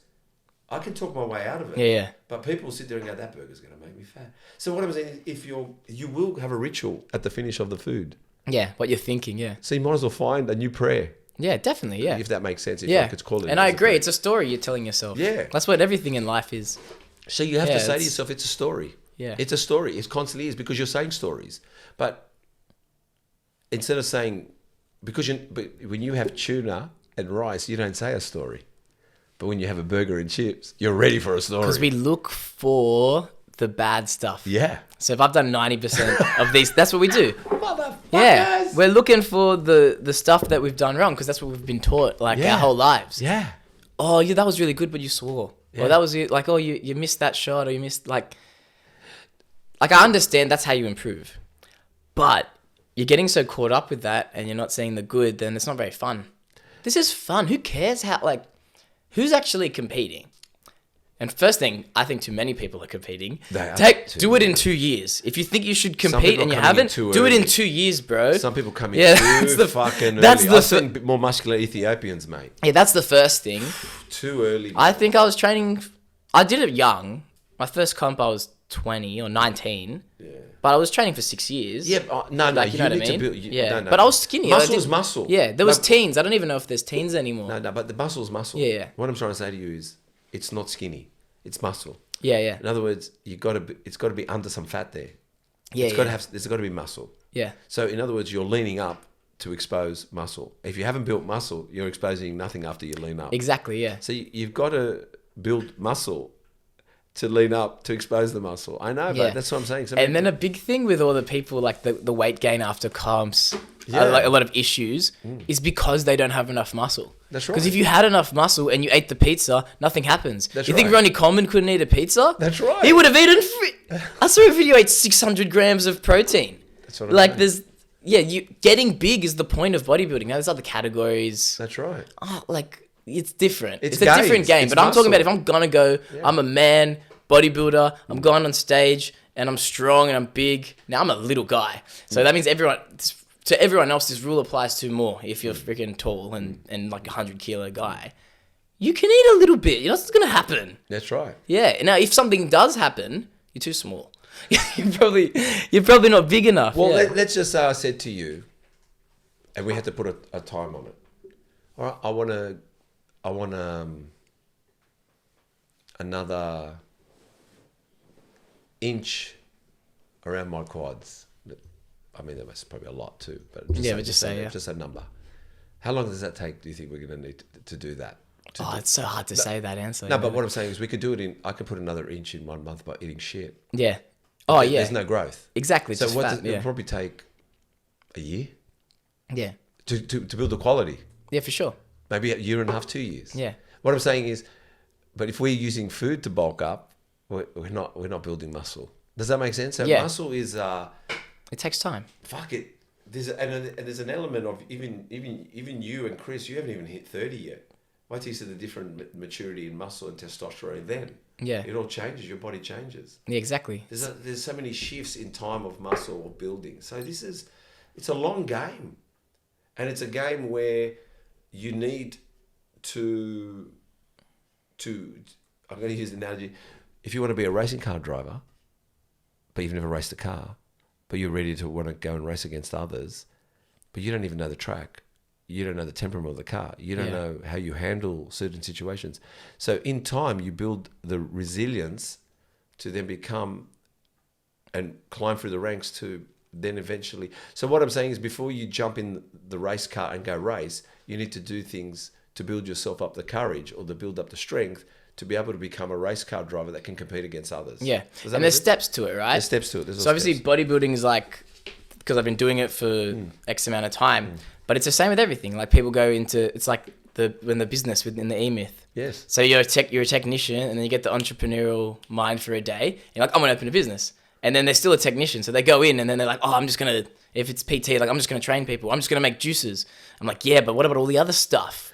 Well, the thing Yeah, is, so- the technician doesn't understand that he needs to teach people how to make the burger, but the technician now is the entrepreneur but still wants to make the burger. Yeah, that's the issue, When you become yeah. entrepreneur, you stop making burgers. Yeah. And that's the problem that no one has, that they don't want anyone else to make the burgers. They just want to be the entrepreneur and open up a business and do burgers when you need to write how to make the burgers, not make the burgers. You got to teach, yeah. You Yeah, gotta so teach, there's a rule. But yeah, it's definitely, and everything is just time. I think just going through it. So like, as long as you have a mindset that's positive and you're going to grow, or there's people that say it's unhealthy, except for people who've never done it. They're going to say it's unhealthy because they don't understand. It's the healthiest sport. If you take steroids out of, which I don't know much about, because like I'm not going to rip on people because there's heaps of people that live really long and they've taken steroids, right? No, but if you take it, there's this Steve Reeves? Yeah. He's like the old did he play like Arnold's like idol? yeah. I think it was there. He said bodybuilding is the healthiest sport if you take steroids out of the equation. Well, Because I'm walking, I'm eating, I'm sleeping. let me tell you that like- bodybuilding is the fountain of youth. Yeah. What I mean is, you're 26, you said? Mm-hmm. So you're pushing a little bit more than a 26-year-old that doesn't. So what does that do when you push a little bit more? It means you're always going more than what your body should be and more than what a 26-year-old would be. So if you're doing more than what a 26-year-old will be, it will be beneficial to your body to rejuvenate itself in strength, in conditioning. So what I'm saying is, put two 26-year-olds together, one trains, one doesn't, you'll have a more fruitful life of youth because you're a photocopy of yourself. Every day your cells and everything's changing. So this person, the body will say, okay, call it skinny, fat guy. Let's photocopy that. And you know, a photocopy is not the exact copy. It's a less of a copy. Yeah. So that he's not training. We'll photocopy that. He's not training. We'll photocopy that. He's not eating well. We'll photocopy that. But you are eating well, more muscular. Photocopy that. You're even healthier, a little bit bigger. Photocopy that. So in other words, your photocopy is always trying to excel yourself. Yeah, so it's a the good next- photocopy. yeah. So no one understands that. It's a good quality machine, yeah. Well, my science teacher told me that. I like that, yeah. But it's true. He said to me, when you weren't around, or Chris wasn't around when we had VHS cassettes, you know, the big cassettes. Yeah. So we would record a movie on the VHS. And when we were bored and we didn't like that movie anymore, we could record on top of that movie. Do you know the quality got worse and Every time, worse yeah. every time we record over the top? That's what you are. You're a recorded version of the video tape you provide. So the way you look is the photocopy tomorrow, every day. Because your body's breaking bones down, skin down, cells down, blood's down. You're a new copy every time. But the thing is, what are you being copied? Like, in other words, this is going to be copied tomorrow, is going to be copied in 6 months' time. So that's what I'm saying to you is turn up to the photocopier. Yeah, yeah. I The like best that. version. Yeah, that's true. I'm Yeah. telling you. Okay. What was the 13th of April, which I've never heard this before, maybe 2019, the Sydney International Super Show. There you were again in gold trunks. You love your gold I trunks. love the gold. Tell me about that show and that journey. This is 2019 now. You are 21. That's one of my favorite preps. Yeah, I saw it. Yeah, that was fun. But what was it fun? Well, I got to do it with my friend Dylan. So I never prepped with someone before. So that was very cool. And he's never done it. So the year before I did it, that exact comp with a client, Jeff, which was very fun. but I kind of didn't really take that one as seriously because the year before I did 3 comps, like back to back to back. I was like 19, 20. I'm just like, oh my God, I need to do like, it's hard. I need to do something else. Like, and then I said, I'll do this comp with you. And then I'm like, I'm going to have to do it. And yeah, it was like, I looked all right, but like, not like, I don't think it was a stage ready appearance. So then the year after, I'm like, all right, I had a break. I said, let's hit this like harder than I've hit it before, you know? So I did everything to a T. And at the same time, because I was doing it with, he's my good friend, Dylan, we got to, I had a standard. I had to hold the standard because he was there. So I can't do less. If I'm, he's not going to do better than me. I'm a bit competitive as well. Yeah, of course you but I'm not going to get up and do my walks and do my training and do all this stuff with my food.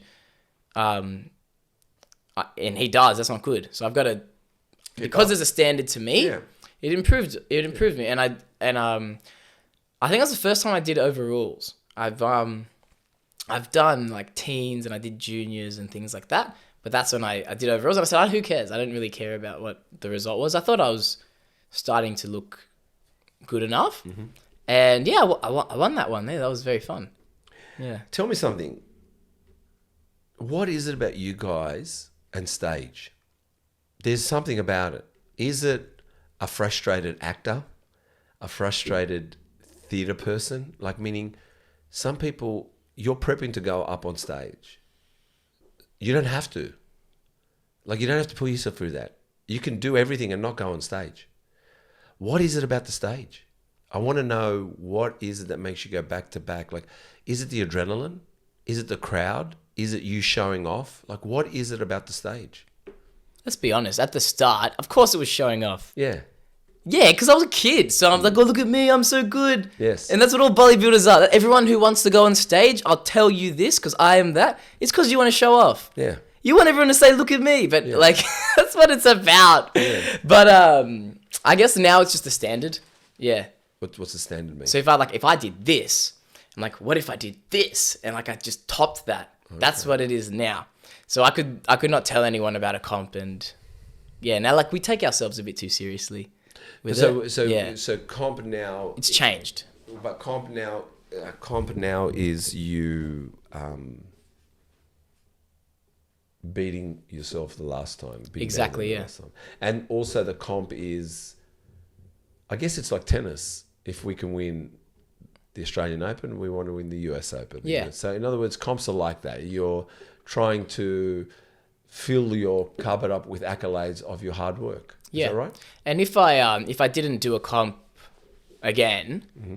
I would just find something that would emulate that. Like I would run, I'll do a triathlon. Okay. I would just if I did this, how can I do this? And then the feeling, not on the stage, the prep, because the comp is what makes you do the prep, and the prep is so fun.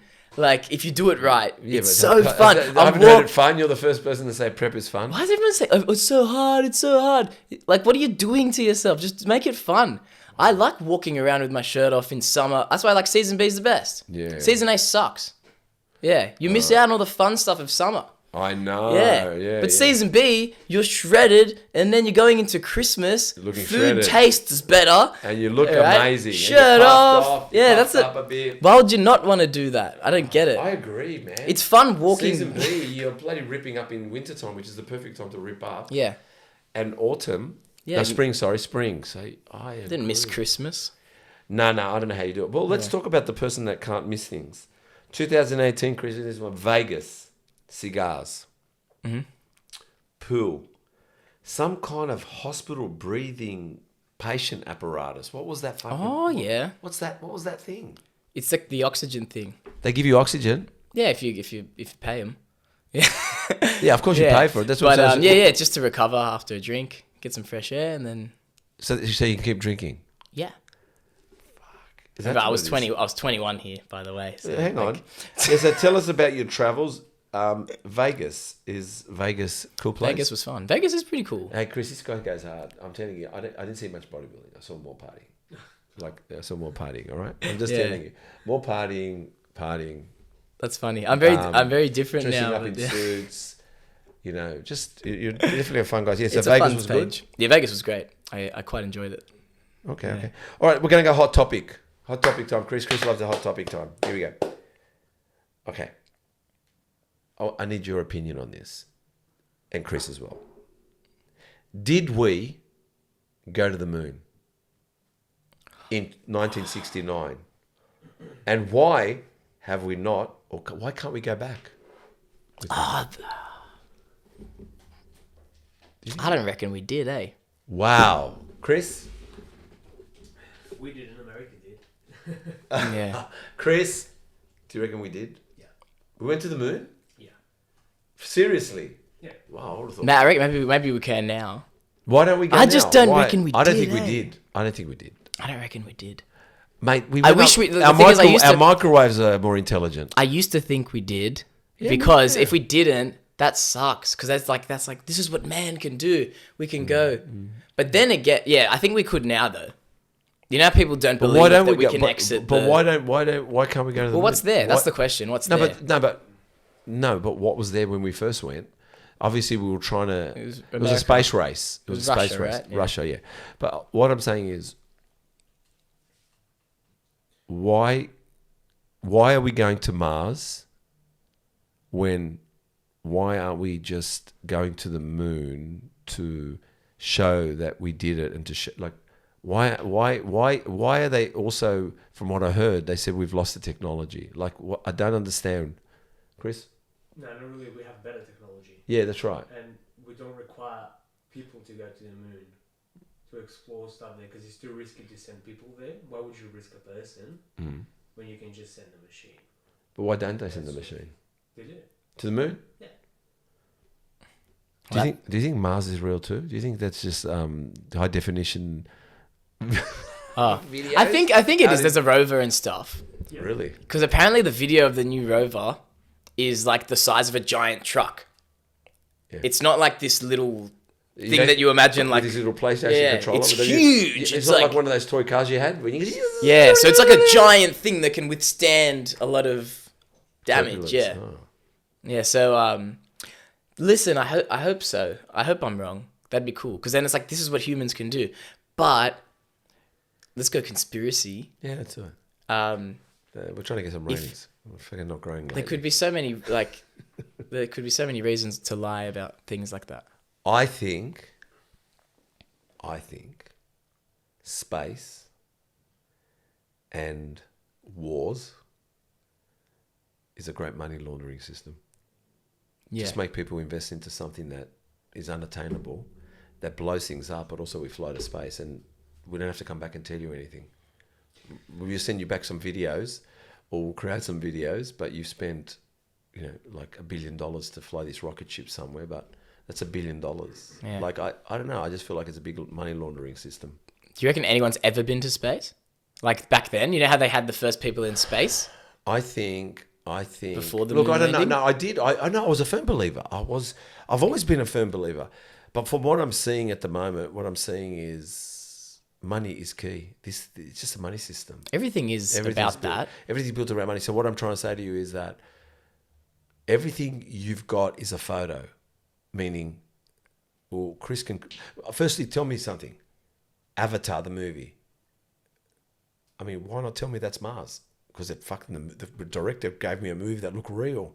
So if they can create a movie that you are showing me that world and it looks real, but if you turned it around and said, this is not a movie, this is true, we found a planet that's got these people on there, we'll go like, wow, that's amazing. Well, the Like, thing what is, I'm saying people are... well, you can do anything with a movie. Like I'm saying, it's like Steven Spielberg made us believe E.T. was like flew in and flew out. But what I'm saying is they can do that for real. They can say they flew in, flew out. Like, yeah, I don't know. I don't think know. you I'm just should. asking about that. I think you have to question everything because the people who don't are the people who you have no control over your life. If you just believe someone because of they're an authority, you don't have your own brain. And it's even if you look like an idiot, I'd rather look like an idiot and be wrong about it because that person whose authority is actually smarter and they've explained. Because a smart person will explain it to a child and the child will understand the concept. So the people I'm asking in the street about the moon landing, they don't know enough science to actually explain it to me. So I'm not going to ask them. I'm going to ask someone who's like a scientist or like, but they'll hang ask on. Neil deGrasse Tyson and No, he'll go but- tell, yeah. no, but like, let you know what I mean? No, but let me tell you If something. it's done. No, but let me tell you something about intelligent people. Great textbook readers. They're great They are. textbook readers, man. They'll just repeat what they've read, right? I was, But is that intelligence or memory? memory, but no. Yeah, so it's You follow the rules. You follow the Yeah, book. The book. they You're not follow going to the question the book. Yeah. So what I mean is, you're not going to question anything if that book is telling you that, which was written by man. Yeah. So you're going to believe it. Like even recently, I'm jumping a little bit sideways for like a this. second. Yeah, I'm jumping sideways for a minute. I was just watching this guy doing an auction in Roselands, and I saw the property going for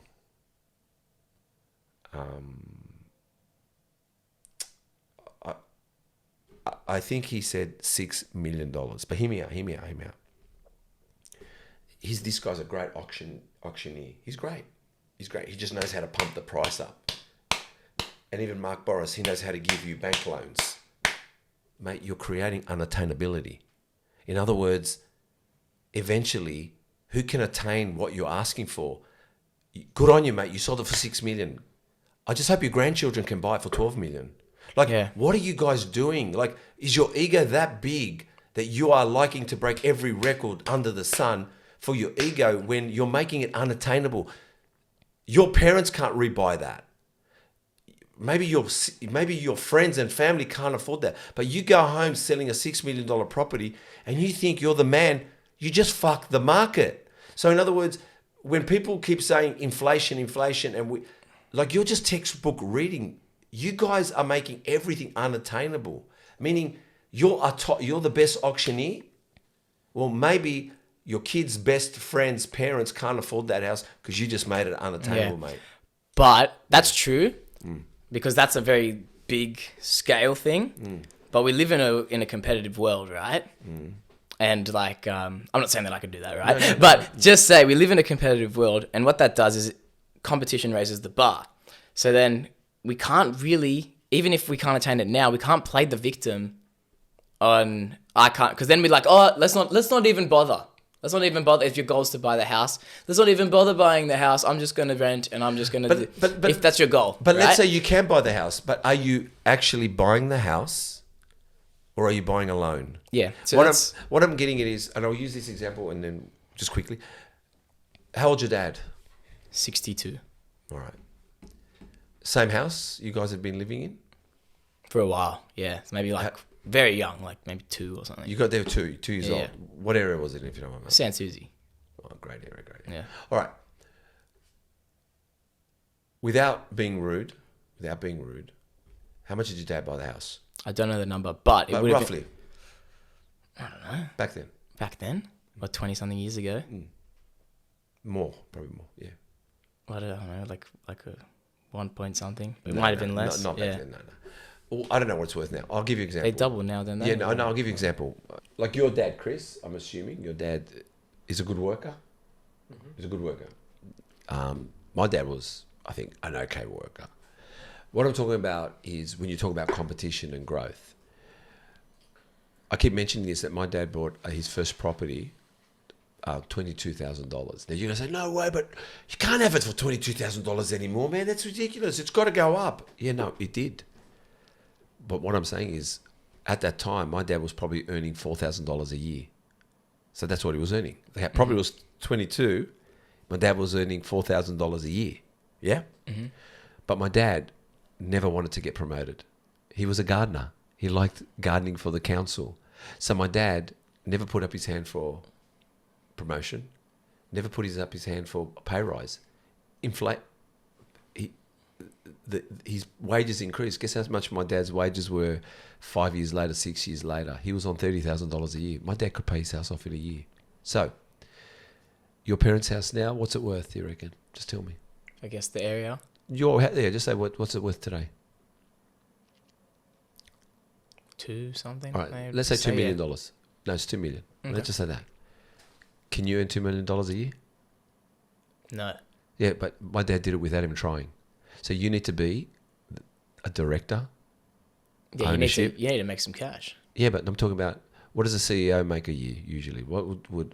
How much would you pay someone to run your business? Let's say this guy come along, you had the money, and he said, I want. What are they on, like 300 or something? Yeah. Stupid, So still, so he still hasn't. He exactly. still hasn't making not $2 million a year. My dad was making $30,000 a year. What I'm saying is, it was uniform. The proportion is different, even with. That's what I'm saying. You might say it's competition. No, proportions. So you can hire a CEO and they still can't earn per annum what a property's worth today. My dad was a gardener. And he could I get what you're saying. Without asking promotions. So that's what I'm saying is, I think today everyone's being a fucking idiot. Yeah, like but that's the system. Yes, because everyone's taught. It's kind of like the moon. Coming back to the moon, you're told not that it's not that it's real or not. Not saying anything. It's not real. But Chris thinks it's real. But if everyone's taught, go on. Sorry, Chris. But yeah, if you're taught to think a certain way and behave a certain way, you're going to grow up. You're like, oh, I need to buy a house. And it's like, oh, everyone buys a house. And then, of course, it's going to bring But every intelligent motherfucker has read a book. I promise you, you could do heart surgery. If I showed you every day, me and you opened up 2 hearts and we did for 30 days straight, I bet you I could hand over the knives. You've watched it, and you can do it on the 31st day. Yeah. But if you read it, depends on the heart. I might get a bit nervous. No, but what I'm saying is, but if you read it, you might go, I can't bother reading this. Yeah. See, an intelligent person, or most people, when they read, they force themselves to read. They force themselves to learn. Yeah. I can't be fucked. I prefer to just do it. Give me the scalpel. Yeah. But no one's going to give it to me.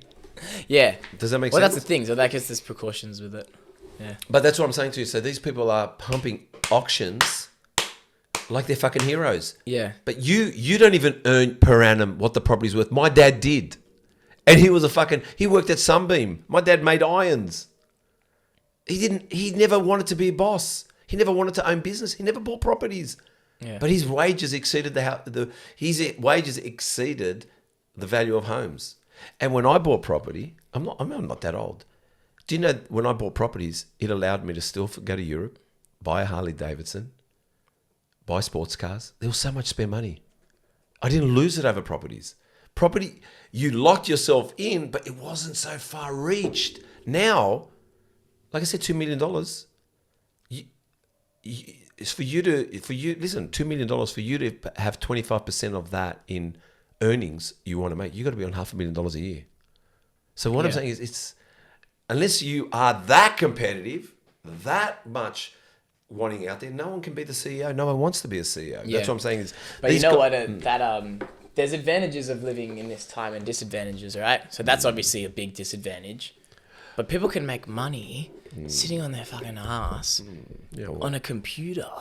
Yeah, I know. Stupid things people make money for. Like OF. You know how much money a makeup artist can make? Yeah. You reckon back then that they were paying people to paint their face? I know.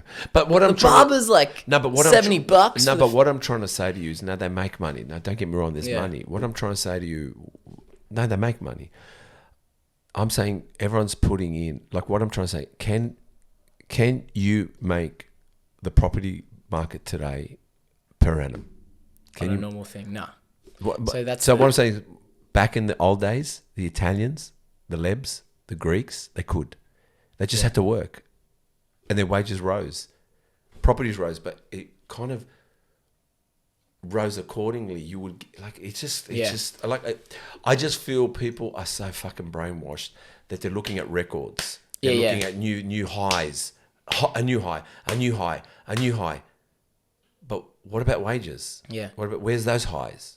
What's happening there? That's like but that fuels the machine. That's right. So it's like it's on purpose. I think it's on purpose. So it's all loan based. Yeah. So you got to pay it. They got to work. All right, so have you bought a property yet? Have you bought a property yet? Oh yeah. You have. What I'm saying is, you're paying it off. Are you going to pay it off in your lifetime? One day. All right. No, but you don't know. Yeah. What I'm saying is, people could pay things off. You could pay something off in 6 years. The bank's helped you. There's no, we're talking about, that's how you pay things off. I paid off a property. I've got to pay it off property. What I'm saying is, you can pay it off. But when I bought was different to today. That's what I'm saying to you is, you can't pay things off anymore. It's Yeah. just, you can have it, you can have a loan for it, but you can't pay it off. Like, unless you put double on. Yeah, Unless you need to actually like, you need to throw more money in there. Yeah. That's what I'm saying. Is that, anyway, it's It's a anyway. trap. Anyway, It can be a so trap, it's yeah. it's the fucking moon's problem. It's Yeah. it's the fault the of it. moon, It's the moon. Yeah. Fucking, and it is the moon. When it's a full moon, I go crazy. By the way, tell us about Europe. You still had time to do, chest press. I noticed the chest press machine, some fast cardio. You were celebrating your 21st birthday in Greece. A long time ago, yeah. Well, it is. Well, you are old. Yeah, a long time ago. But yeah, how was Greece? How was Europe? A lot of drinking, a lot of partying. I think it was 11, quarter past 11 or 11:20, and you said you time stamped it, and you said, "All right, time to go out." Oh, yeah. Yeah, Europe's amazing, isn't it? Yeah. Europe was cool. Have you been to the Greek islands, Chris? Not the islands. No. It is cool. All right, maybe not that cool because we're not talking about it, so we'll move on. Maybe because we had a snack, we're ready for siesta. We're not gonna go into the. I guess yeah, it was a good trip. I worked for a year, and then that was my like kind of Good idea. thing. You'd work, and then you'd go on a trip. And Yeah, then, of course, it was wonderful. Yeah, it was cool.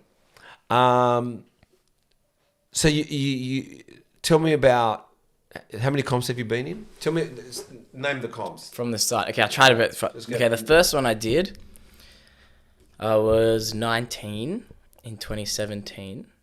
It was called the North Coast Classic. Mm-hmm. It was an ICN one, and that was in just the teens. Yep. Which I did it for work pretty much. Mm-hmm. Like we just set a goal, like personal trainer, let's set some goals, and that was one of the goals. Yep. Did well, I won that one. Yep. I think there was like only 3 dudes on stage, I'll be honest. But I looked mad though. Shh, don't tell people that, just say you won. Yeah, I looked good. I looked very good for a teen. Yeah. Yeah. Then there was the A&B Oceania, it was called. I don't know if it's still called that now. That's what it was called then. That was like the end of season A, which I won the teens. I went up a few times. I came second in there used to be height. I don't know if there is now. There's a height category. So it was like under 170 or something like that. Under 175. Yeah. I came second in that. And then there was the end of that year, I did the nationals, which I came second in the teens. Yeah. Oh, no, and I did an under 65 category, under 65 kilos. They were huge. I don't even know if that's a category anymore. Wow. But, like, they're so little and, like, thick, and I was, like, a kid, and... Wow. When you do... And I didn't nail it. I was too skinny. Looked a bit flat. Yeah. I looked good like a week after when I was eating whatever. But they were big boys. Yeah, I didn't even I think I came 6th. Wow. But that was good. That was a taste of an opens at that age. So that was good. So then the years following, I kind of knew the standard. And back when I did it, everyone those like so amateur, those comps, and everyone was such better condition. Well, I think we've exploded the last 5 years. Has it exploded? Because there's so many competing. I don't think in the male bodybuilding, I think females. Females In the other categories, I think the standard's gone up. Yeah. But I think when you would pick someone with their shirt off and they did a comp before, they looked way bigger on average. Yeah, so I think maybe the best are still up there, maybe even better. Do you think people are competing for the wrong reasons? I'm just asking. I think so. Like, what I'm asking is, do you think they're doing it for the IG? Oh, for sure. Why is the IG so big and so important? Like, what? I don't understand it. For me, I can't pretend. Meaning, I can't do something with Chris to perceive something that's not real. What I mean is, I can't jump in a car and drive it and pretend it's my car. Meaning, I can't drive a Ferrari and take all these photos and not disclose it's not my car. Does that make sense? Like, why are people doing stuff for the IG? Why is it so important to do a comp but not be ready for a comp? Or why is it so important? Like, what's it become? Like, are we selling like wagon wheels at the same price? We're just making them smaller. Yeah. Are we selling ice cream at the same price, magnums, but we're making them smaller? Like, are we just trying to, like, instead of raising the bar, we're trying to keep the bar the same but lowering the standard or something? I don't know. I'm just trying to work it out because I think there's a lot into that. I think it's not just comps though. yeah, It's like I think people see it more with things of comps, but everything people are doing is faster, easier. That's what people look for. Just that rule doesn't apply with everything. Doesn't apply with your body. Doesn't apply with acquiring a house or whatever. Things that are hard to get take more time. And I think people, because who competes? Like younger people are competing. Like everyone's under 30 in general. When I did the, and that's what, when I first started competing when I was 19, not that I've been doing it for that long, but just when I started competing then, I noticed a lot of them were way older. So like in their 30s, they had kids. I remember being backstage and this guy, none of them were PTs. It's like, I'm a tradie, and they looked really good and they dedicated to this thing, right? Yeah. And then the years in between until I did the DFAC, I hadn't seen people like that. And then I did this. I'm like, oh, these guys are older. And then and that's probably why I got over it a little bit, because I'm like, oh, now it's just, I went to one, like they got a tripod and they're videoing themselves. And I saw a guy, he had people videoing him. He got a guy. Maybe that's cool because you want the experience. So I don't know. Who am I to judge? I don't know. But just for me, I don't like it. I don't like it too much. I video for my friends to see. But yeah, what I'm saying is that never did I feel, I was qualified personal trainer. I just didn't do. I did everything. I also was a bouncer. I got a security license. I even did Alex Beaumont cocktail course. I could do cocktails. I just like doing stuff. Can you still do it? No. Oh. But the thing was, even though I can train, I never felt I could train people. Why is it that when people compete, now they're competing coaches, how come when people train, they believe they can be trainers? And how come someone that was taught how to pose, now they're posing coaches? Yeah. This is like everybody's becoming like, they're kind of like, because they've gone on stage and posed, won the comp, now they're a posing coach. Like everybody, like it's starting to be, I can see some great posers, great posing coaches out there, but it's starting to become like thin again. Like like there's just, where before it just seemed there's less exceptional, thick and juicy and specific. Just because not everyone's a competing coach, not everyone's a posing coach, but it seems like if you win a comp, you are now completely, you're a posing coach, you're a competing coach. What I'm alluding to is, I don't think anybody, like, I guess Ronaldo, he's the best soccer player in the world. Does he coach? No, he gets coached.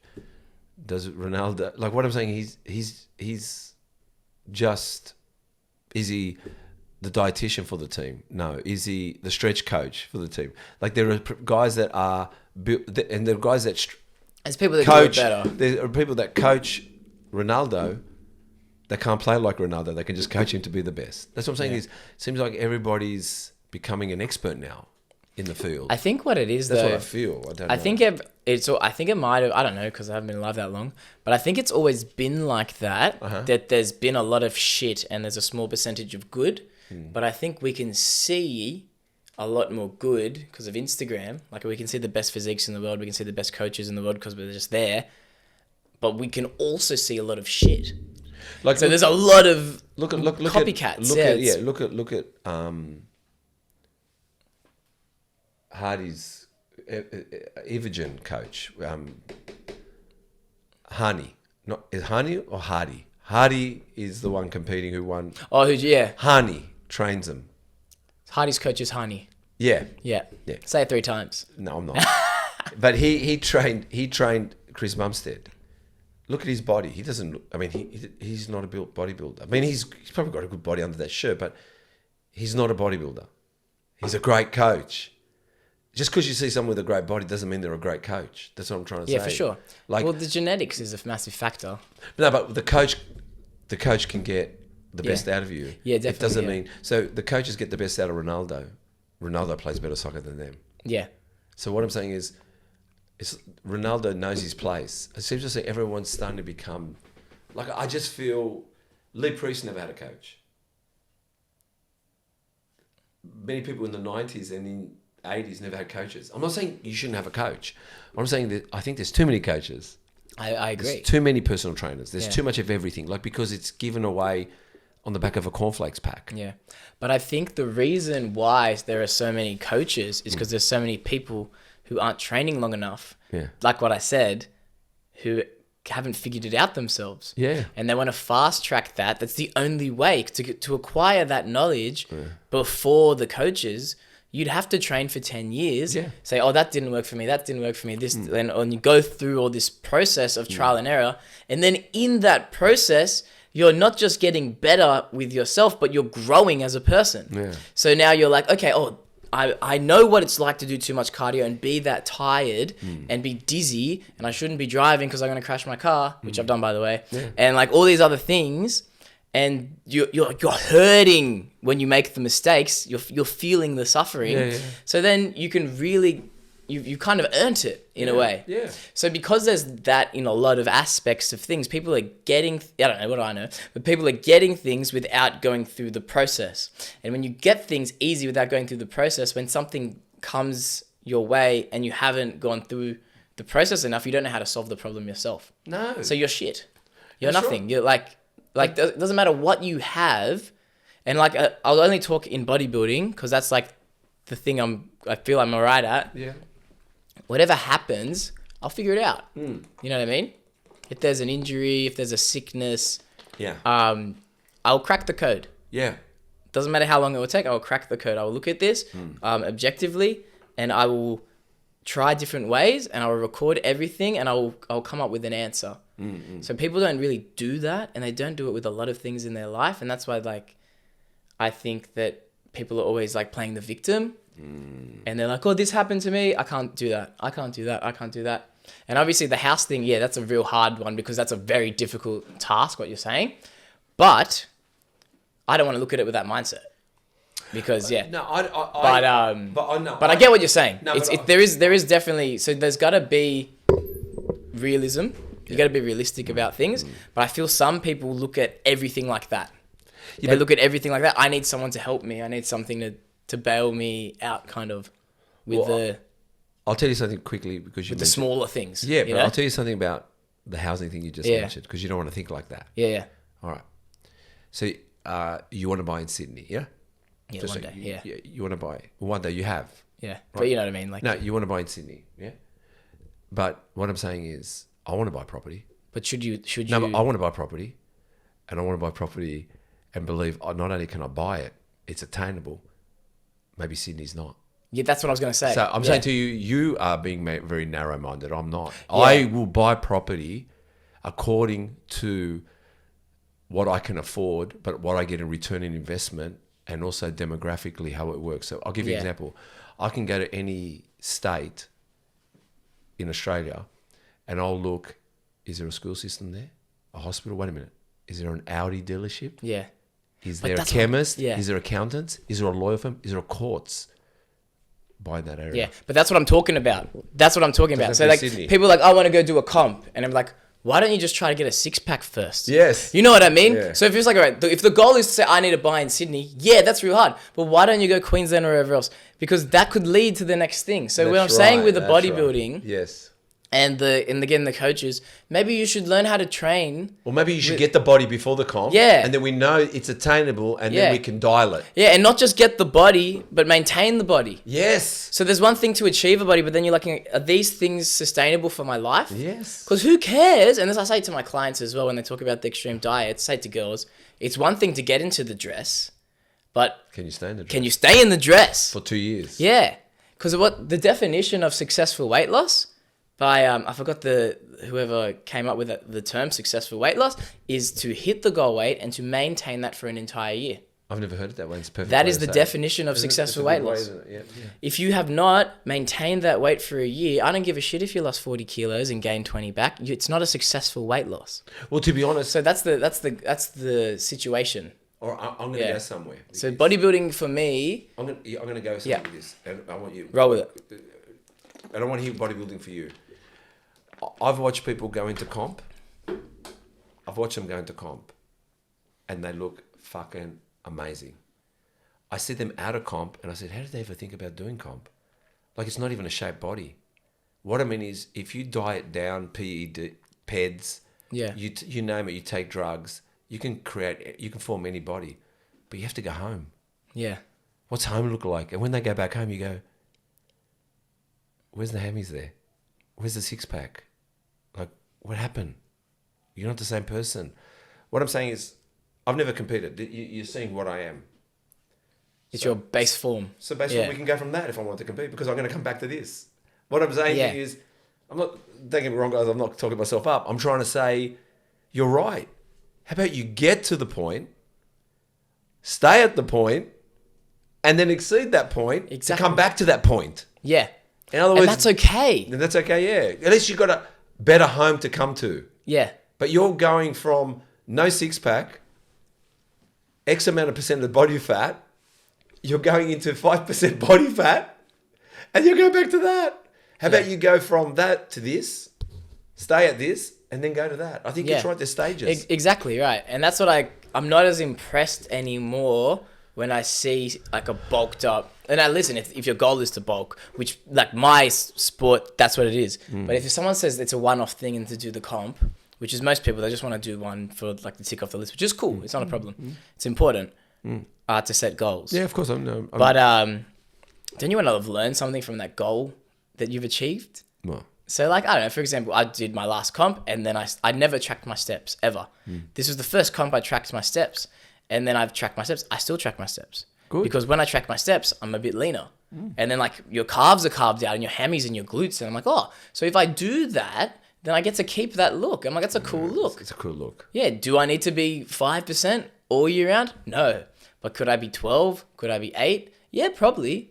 If I do the steps and I do the tracking and I'm not drinking too much, yeah, it's not a big deal. And it's sustainable for me. Why not, like I said to you, why not make it your next birthday, not you, why not make it your next birthday, your comp? Yeah. And then if you're wanting to look amazing, why don't we aim for your birthday, Yeah. get you to your birthday, and then see if we can sustain you to your next birthday. And then, you're probably ready for a good comp and actually get a trophy. And that's the thing even with bodybuilding, you don't have to go on stage. That's right. You know what I mean? Like, it's like I have, I've got cousins. You don't. They're jacked all year round. Yeah. You know what I mean? I got older cousins, the ones the same age, and they're bodybuilders. I would not they look like me. Yeah, but they don't have wanna six packs. But they don't want to compete. They just don't want to get up in their underpants. It's weird. And that's It's cool. alright. But that's cool. It's cool, man. Me too. Look, I told Chris, I honestly, and I think because I opened my mouth, that's why I won't do it. I said, I think I want to compete, but actually behind the scenes, I just want to have the competing body.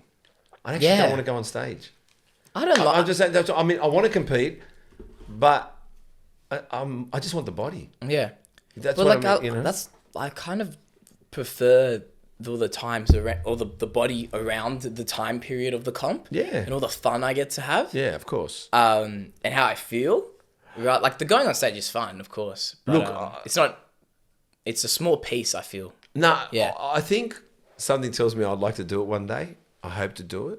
But anyway, I'm just talking through experience. All I Yeah. know is that I turned up to my daughter's birth ripped and muscular, and I did it 12 weeks out. And trust me, I knew what I wanted to achieve, and it wasn't just lean. I wanted bigger arms. I want bigger quads, and I was working towards that. And I was busting my guts. I decided to lean out accordingly. I will not drive to the gym. I'll get on the push bike and ride to the gym. So for 12 weeks, I was riding the push bike to the gym because I needed to get extra cardio in because I didn't want to sit back at the gym and do on the treadmill. So I used the bike path, like to come home and help my wife because she's pregnant and she can't fucking do things. But I wanted to turn up to my daughter's birth ripped. So I knew how I had to work it, but I was grilling things. I was boiling rice.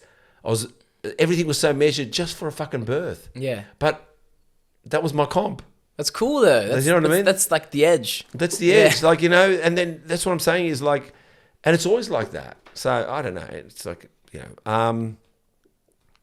Okay. We've talked about your business and what it's like and your family around there. That's great. We got there. How do you differentiate your professionalism together with your sarcasm, humor, just not to take things too serious? How do you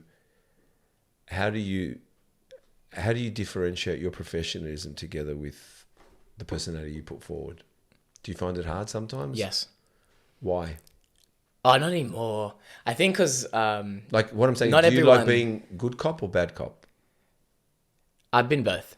Which I one? can shift. Yeah, but which one is? It depends who's in front of me. Yeah. So like, Okay, what's my go-to? I'm naturally the good cop. Like with. And with is the your business- sarcasm and humor really you? Are you inside you struggling to explode this professionalism that you just love, but you use the sarcasm and humor just to try to suppress it? It's definitely it's a tool.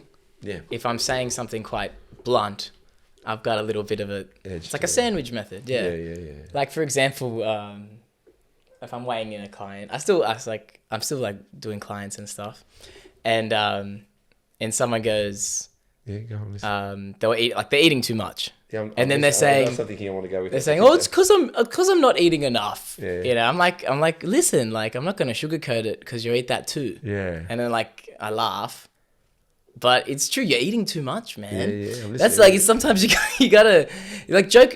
Make it a funny thing. It's not like because if I just go at them, Yeah. they're gonna get upset. Mm-hmm. But like make it a joke. Laugh with them. It's okay. You know, and that's why I say I ate the pizza or I ate this. Like you're human. So you're not a bad person if you ate the ice cream. I'm not saying that. I'm saying don't lie about eating the ice cream because then you're making it a bad thing. Yeah. So I'll joke in that way. Like it's good to have fun. So how's Joyce? Yeah. Joyce is good. Joyce is good. Yeah. I wanted to find this question. So 20th of November 2022. What do you do for a living? Oh, it runs the interview, Joyce. Oh, Okay. yeah. And then you've said you're the owner of Factory PT in Botany. And I asked you about the uniformity. We spoke about vision and everything. But tell me about... It was hilarious, Chris, because he's got this guy sitting there filming him. And he's got... Was that a client or a PT that gave you a kiss, the Greek kiss on the cheek? Oh, that was a trainer. That was Anthony. So the trainer gives you a kiss on the... Obviously staged. Yeah, that was funny, yeah. And how's Joyce going?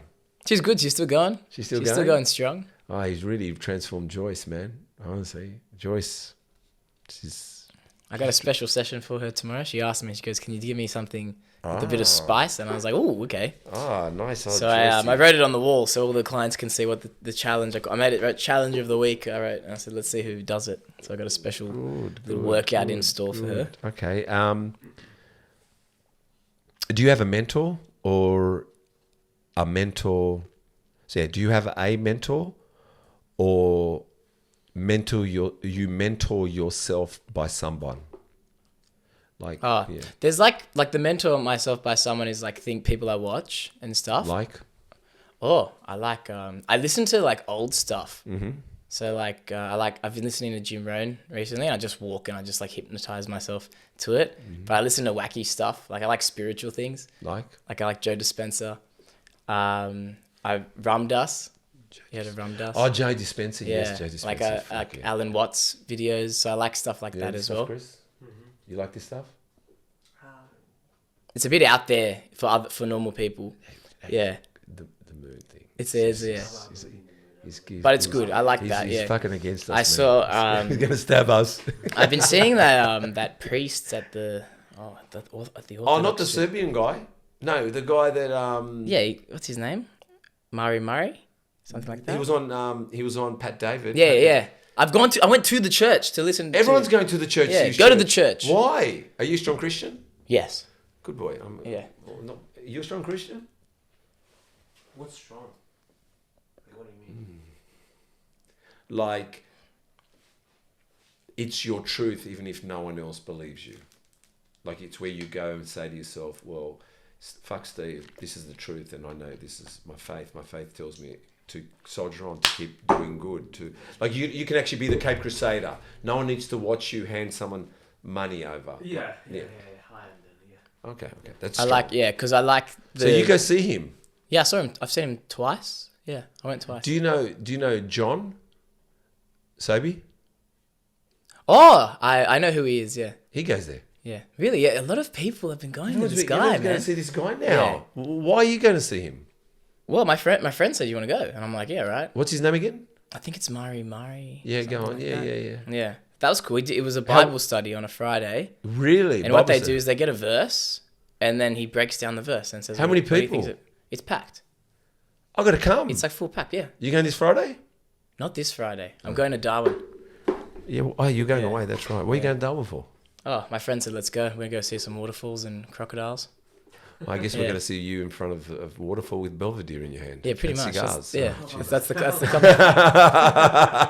Flexing like. That is such a mad photo. What an idea that you have right now. Well, they're all your photos. I don't give you anything new. I didn't give you anything new. That's why I gravitated towards it. It's so good. I want to go see this guy. We'll talk about it more. Yeah. Nice about mentoring mentors and things. Oh yeah, actually, I gotta say, I've got heaps. I've got heaps of mentors. I gotta say, Danny, Matt, my dad. Your dad. My dad is very, he sometimes we butt heads, but he's very smart. It's just because it's your dad, you don't want to listen. So I know that, so I try my best to listen. Yeah. That's good. Yeah. I don't know. I pray that I could be a mentor to my son and daughter, but I don't know. Details, I can't. I talk like I'm sad. I'm not. I don't worry about them. I worry that I love them. That's all I worry about. How I feel about them is they're the best. Kneeling next to a BMW, arms are in a cross position, and it's that 10X thing. Yeah. Is it the 10X guy? Yes. So that day, I went to see him talk. Was that his car? I went and saw. I don't know, but I saw it. I'm like, what a coincidence. Where was the talk? It was at Was it Olympic Park? There's Olympic Park. I was there. Oh yeah, what 2019? And also, wasn't Gary V there? Gary V, yeah. I was there. Yeah, Gary V. But the 10X guy's a bit over the top. Yeah, but I like sales, and especially at that time, like I wanted to learn sales. So anything sales, I would gravitate. So can you give me a sales tip? A sales tip: find out about the person and stop talking. Get them to talk. That's probably the best thing. Do you do well with that? I do all right. How long have you been doing it for? Well, properly like hard since the gym. So like I do most of the one-on-one signups, but I'm really I'm teaching the trainers how to do it, and I really love teaching sales. It's really fun. Oh, good. Yeah. Good. Okay. It's very enjoyable. All right, so you went there, and you like him. Grant Cardone. Yeah, Grant Cardone. Cardone. Do you like Grant Cardone? Nah, not really. Yeah, he's extreme. I saw this interview of him and Jordan Belford talk, and they didn't agree. So Grant Cardone's like so extreme. He goes, he's like, yeah, even if they don't need the product, you should convince them to need. And he's like, no, if they need the product. Who said that? Grant Cardone. No, Jordan Belford said it. And when Grant Cardone said if they don't, Yeah, so they had it. Yeah. Don't give it to them if they don't want Yeah, it. but I'm the same. Like, No, I'm the same with that. Fuck that. Why'd you just do a sale on someone walking away with fucking nail clippers when they like? There's a moral aspect. They like growing their nails. It's a moral aspect. There's been times which I've been on the phone, and then I said, "What's your life?" I always find out about their life when it's like with the fitness goal, because then I'll tell them if the goal's realistic. So if they say I want to lose 20 kilos, I want to, what's required to lose 20 kilos is you nail your food and you move and you do all this stuff. And I'm like, what are you doing now? And like, I'm doing nothing. I'm like, well, I'm like, why aren't you doing anything? Like, are you? And then she goes, oh, my mum just died. I said, is this the right time for you to, Yeah. And yeah, now, did I lose that sale? And did I lose that sale forever? Yes, I did.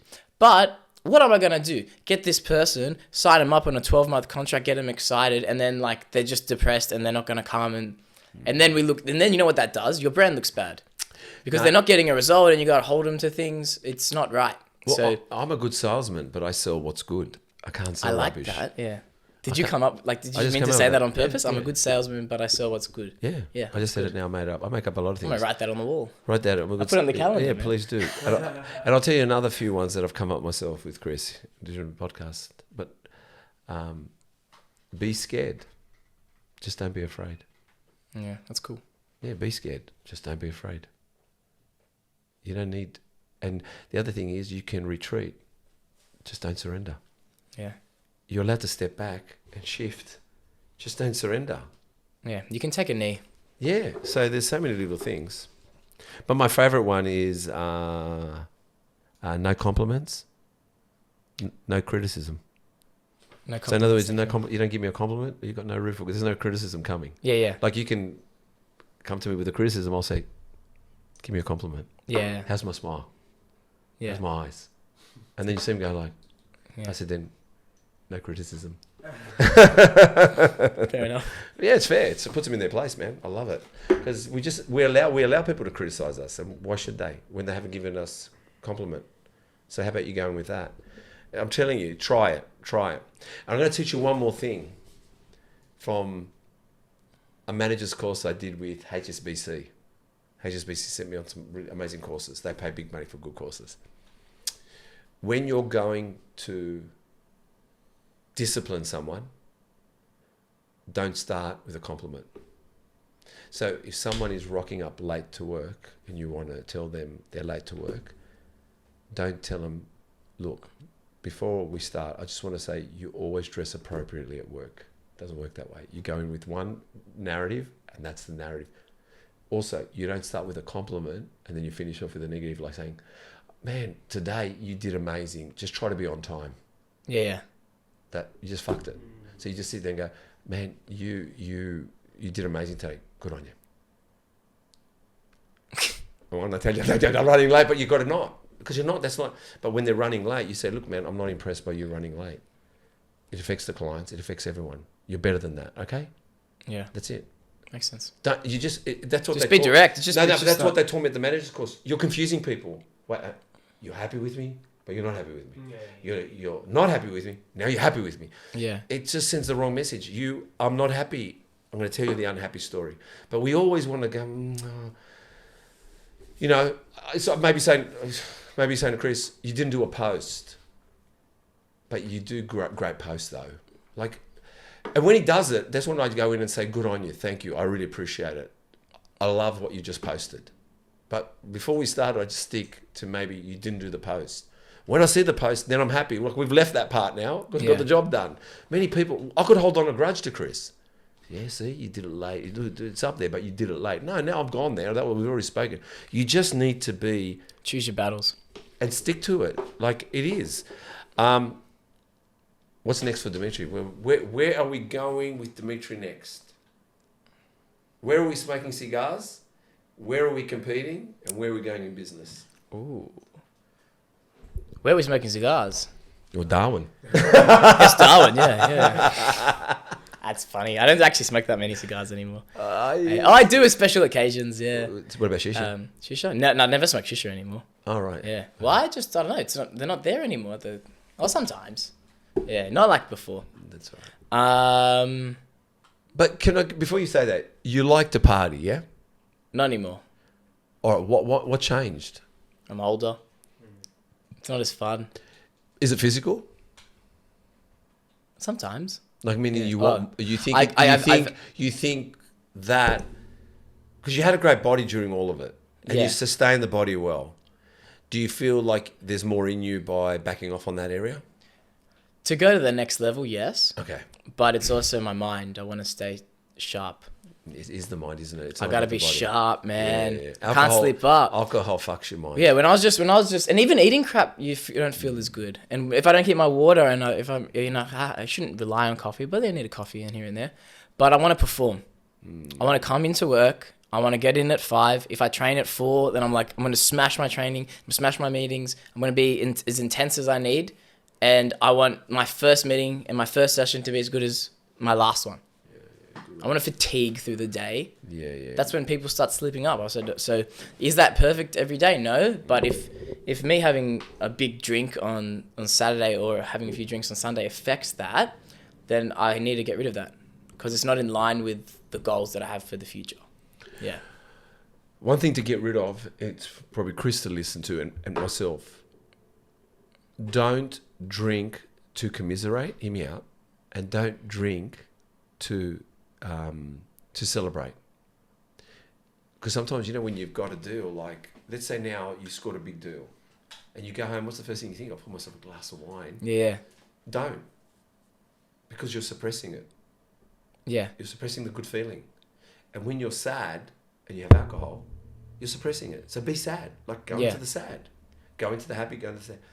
But if you are going to drink, use it for a really good reason. And it could be the fact that you go to Darwin and you want to have a good Saturday night with your mate and just drink it. Because that's you celebrating with a friend. Yeah. But on your own, don't drink. Yeah, I agree. Don't celebrate with alcohol. Don't go home and go, I just got 5 clients today. Let me open up.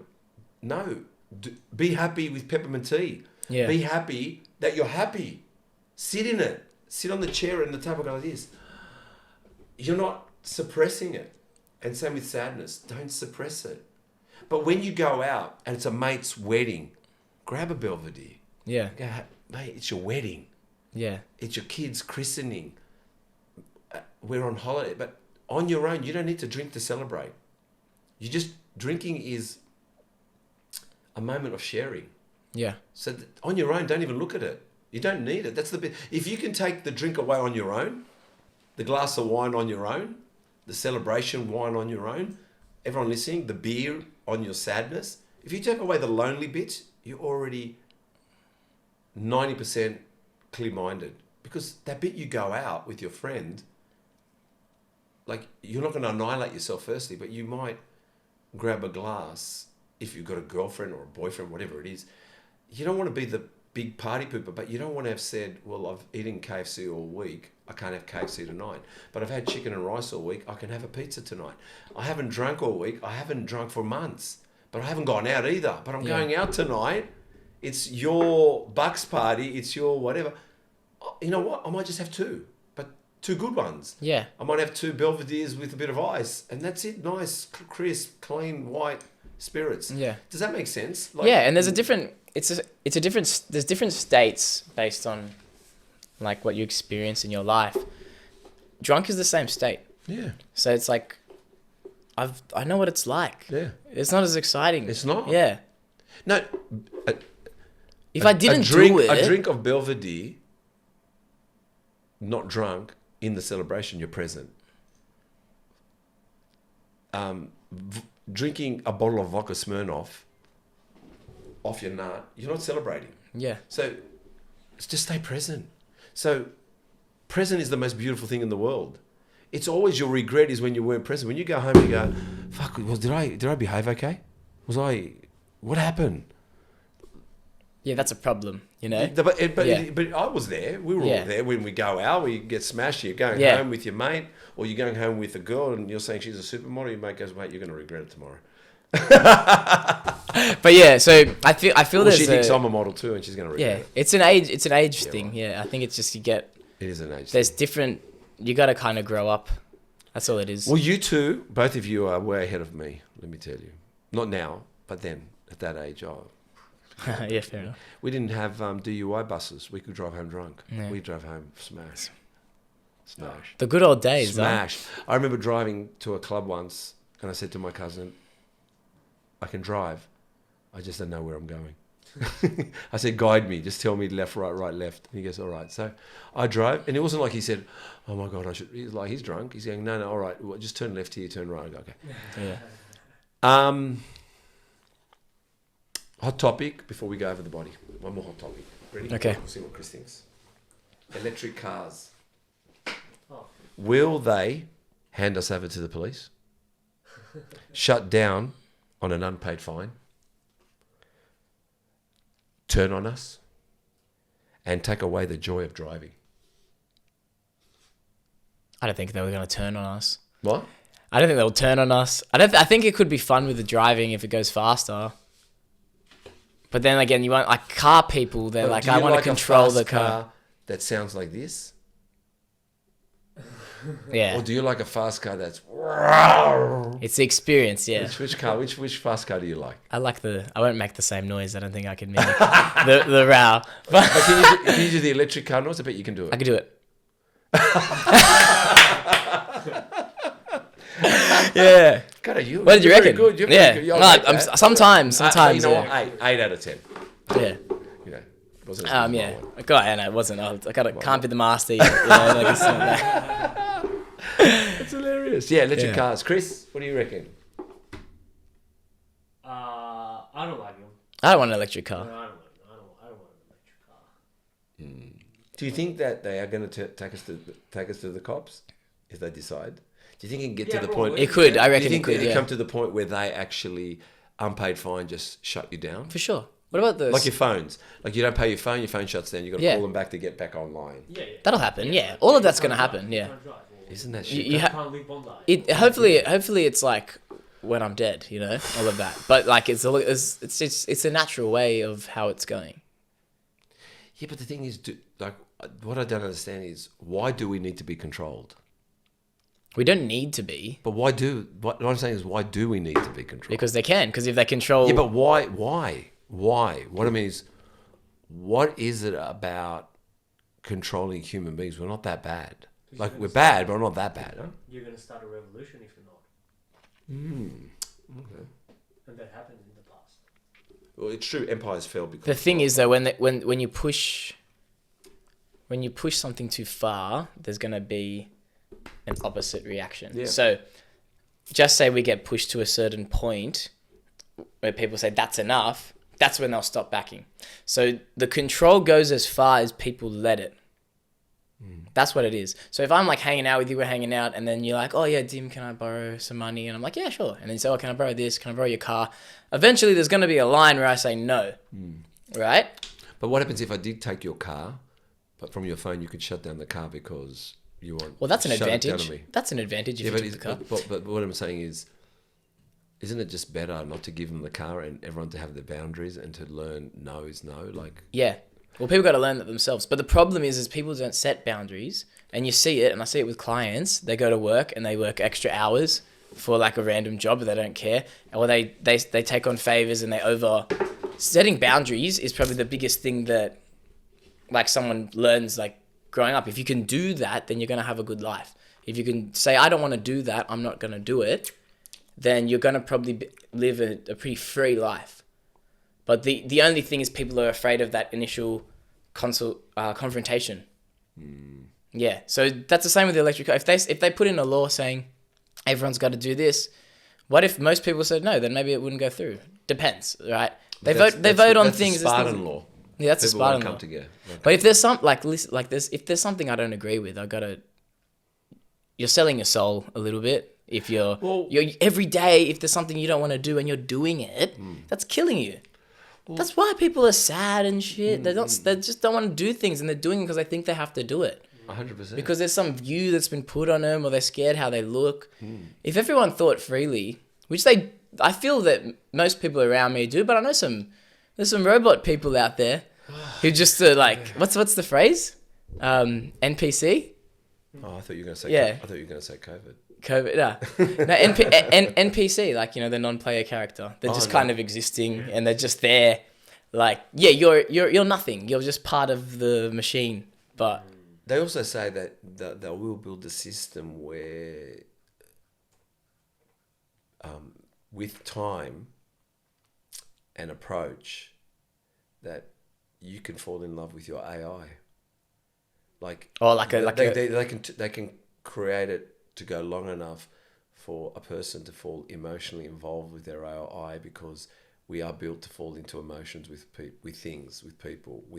But if this thing is greeting us like, "Hi, beautiful, welcome, good morning, you look amazing today," and also the fact is that they can, because we all get stimulated by. When I say all, I'm not saying, but we seem like we're visual characters.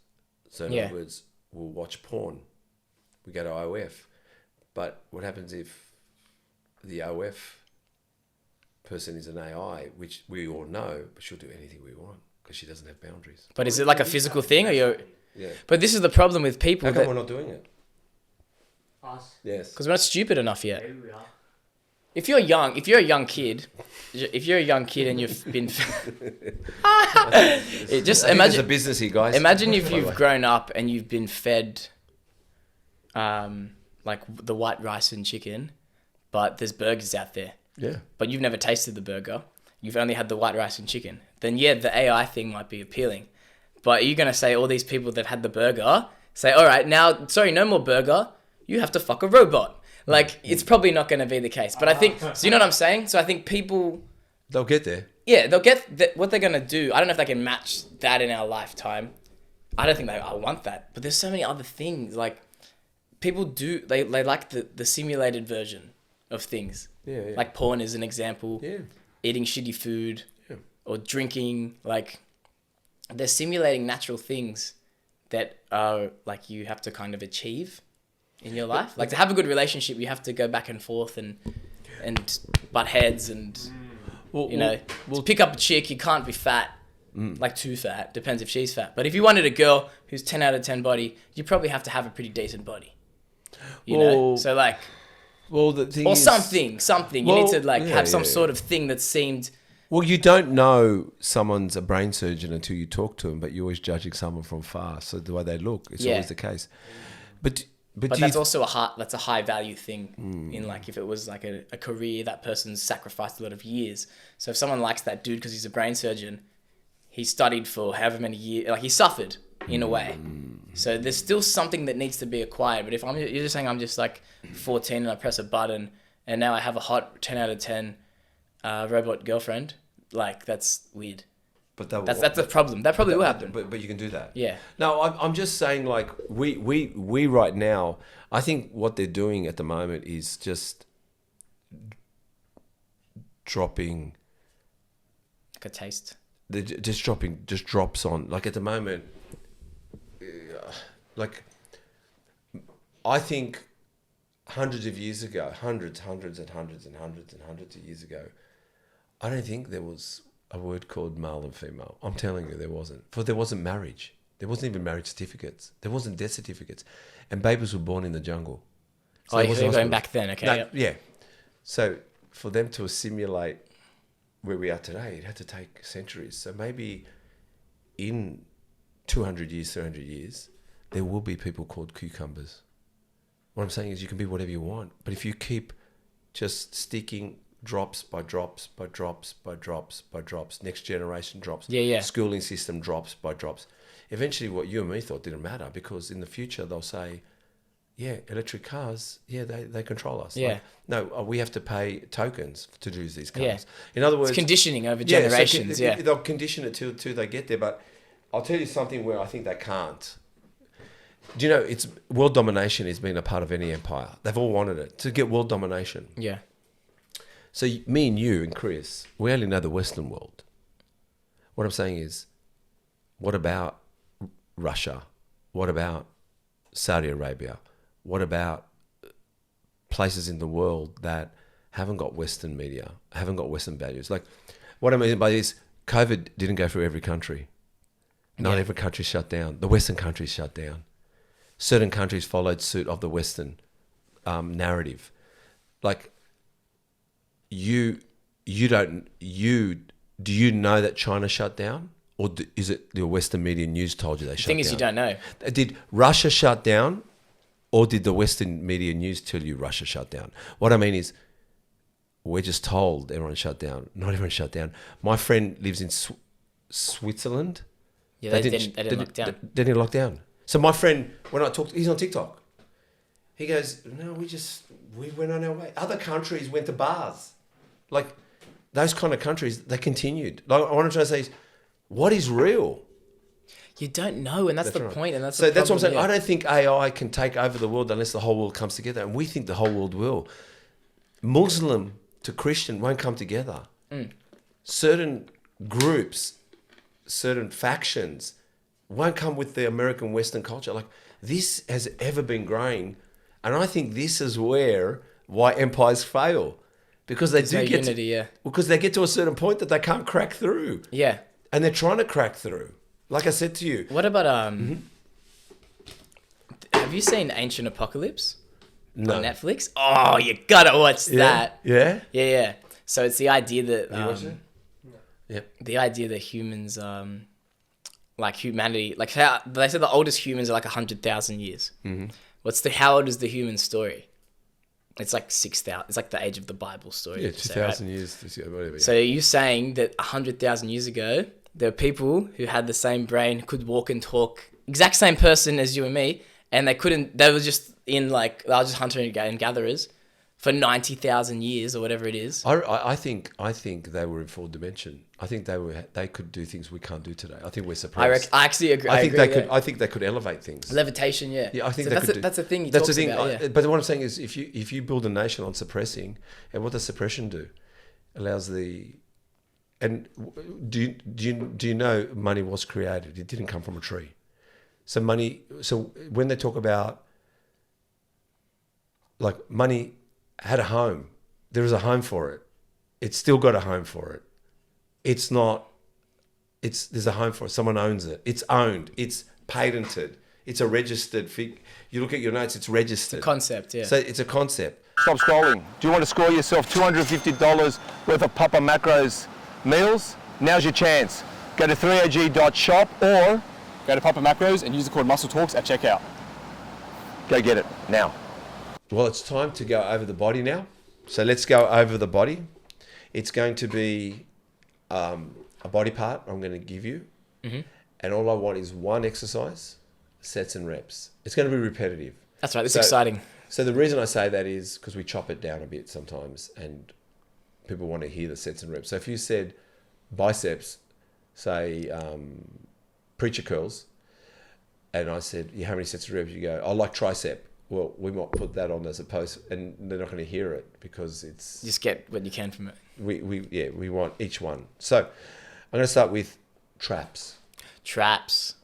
One exercise? Well, do you train them? And if someone asks you to train them, would you train them the traps? Many people Yes. don't do traps, but do you do traps? I train heaps of traps. Yeah, go. What's one exercise, sets and reps? I'll do something different. So trap 3 raise How does that work? with a single arm.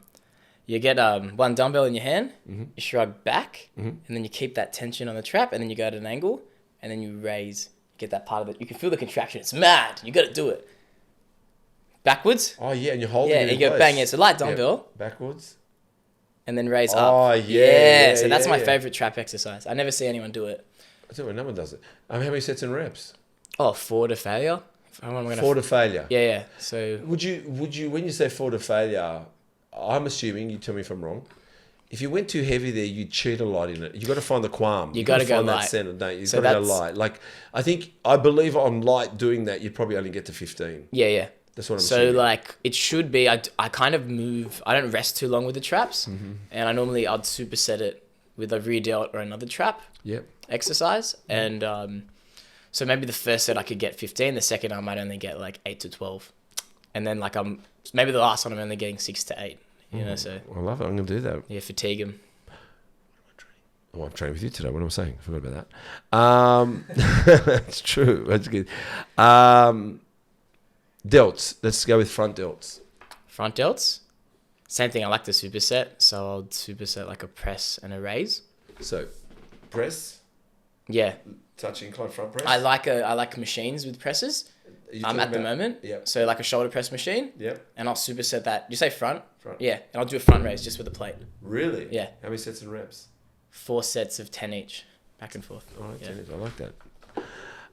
Side delts. Side delts. Same. I'm doing a lot of supersets now. Yeah, But I do. no one's done supersets, so you might as well go supersets. Yeah. So I superset dumbbell raises, but I go all the way up. So it hits my traps as well. So how high do you go? I go like as high as possible. I won't hit the camera. But like, yeah, I'll go there. If your mobility isn't good, I'll turn it like that, which it has a name. It's a newer exercise. Well, it's an old school, but they give them names now. So I'll raise all the way up, hit my traps, and then I'll try to get 10. Wow. And then I'll go do a single arm cable raise. So there's tension all the way From through. the rear of the cable? Yeah, from the rear. I like to Yeah. lean and yeah. Okay, all right. How many sets and reps? 4 and 10. 4 and 10. Back delts. Rear delts. Same superset. So I'll superset a face pull with a rear delt fly, which could be dumbbell. What's a rear delt flat? Fly? Sorry. Rear delt fly. Yeah, rear delt fly. Yep, okay. How many sets and reps? So yeah, I'm sticking with the 4, but higher reps. I'll go like 15. Okay. Chest? Chest, my favorite chest. I think Just it can be incline flat, whatever you want, but just a chest exercise. Okay, I bench now, on a high incline with a buffalo bar. That's my favorite chest exercise. Is that the bet bar? Yeah. I think I saw you, and you arch your back. Don't you put something behind? Like, somehow I saw. I arch a little bit. Yeah, but I bit. saw. Yeah, I think you're trying to get as much opening. Is that right? I really like to open up my chest. Yeah, that's what I mean. But yeah, the buffalo bar, the range of motion, because it's curved, is a lot deeper. Yeah, that's what I saw. So yeah. you feel it ripping. Yeah, and it's a little bit, it's harder to stabilize at the start. I think you did a story on that. I think you highlighted it up in your story. Yeah, maybe recently. Yeah, Yeah, that's cool. Incline? Yeah, incline. How many sets and reps? Sometimes 5 sets, and then I'll go heavier, maybe like an 8 towards the end. You could, yeah. Back, laterals. Number 1 back. Oh, I'm liking like a cable pull down. Yeah. Front. Yeah, from the front. Yeah. Yeah. Bang. I do like I have a chest and back day as well, so I'll do the dumbbell pullovers on that day because I feel it gets more chest in there as well. Like works it together. But the back day, yeah, like cable pull downs. Any cable pull down like that. Nah, straight arm and then all the way pull it down, and then sometimes I'll do the rope. Get it because I got long arms. Yeah. For my size, so the rope gives me a better range. Okay. How many sets and reps? Yeah, 4 by 10. 4 by 10. Okay. Abs. I'll just do leg raises, hanging leg raises. Hanging leg raises. Yeah. Is there a certain point you got to go above? Like it's just not going like that. It's like, is there a light lift towards a certain point? So what I'll do is I think you know what I'm trying to say. Yeah. Like I can lift my legs up, but I think there's a point where you're kind of bringing the crunch in. Yeah. Well, when I kind of just focus on my trunk flexing more, so as long as my trunk is able to flex, I can feel that contraction in the abs. Yeah. When I start like kind of just using my hip flexors, I'll make it easier.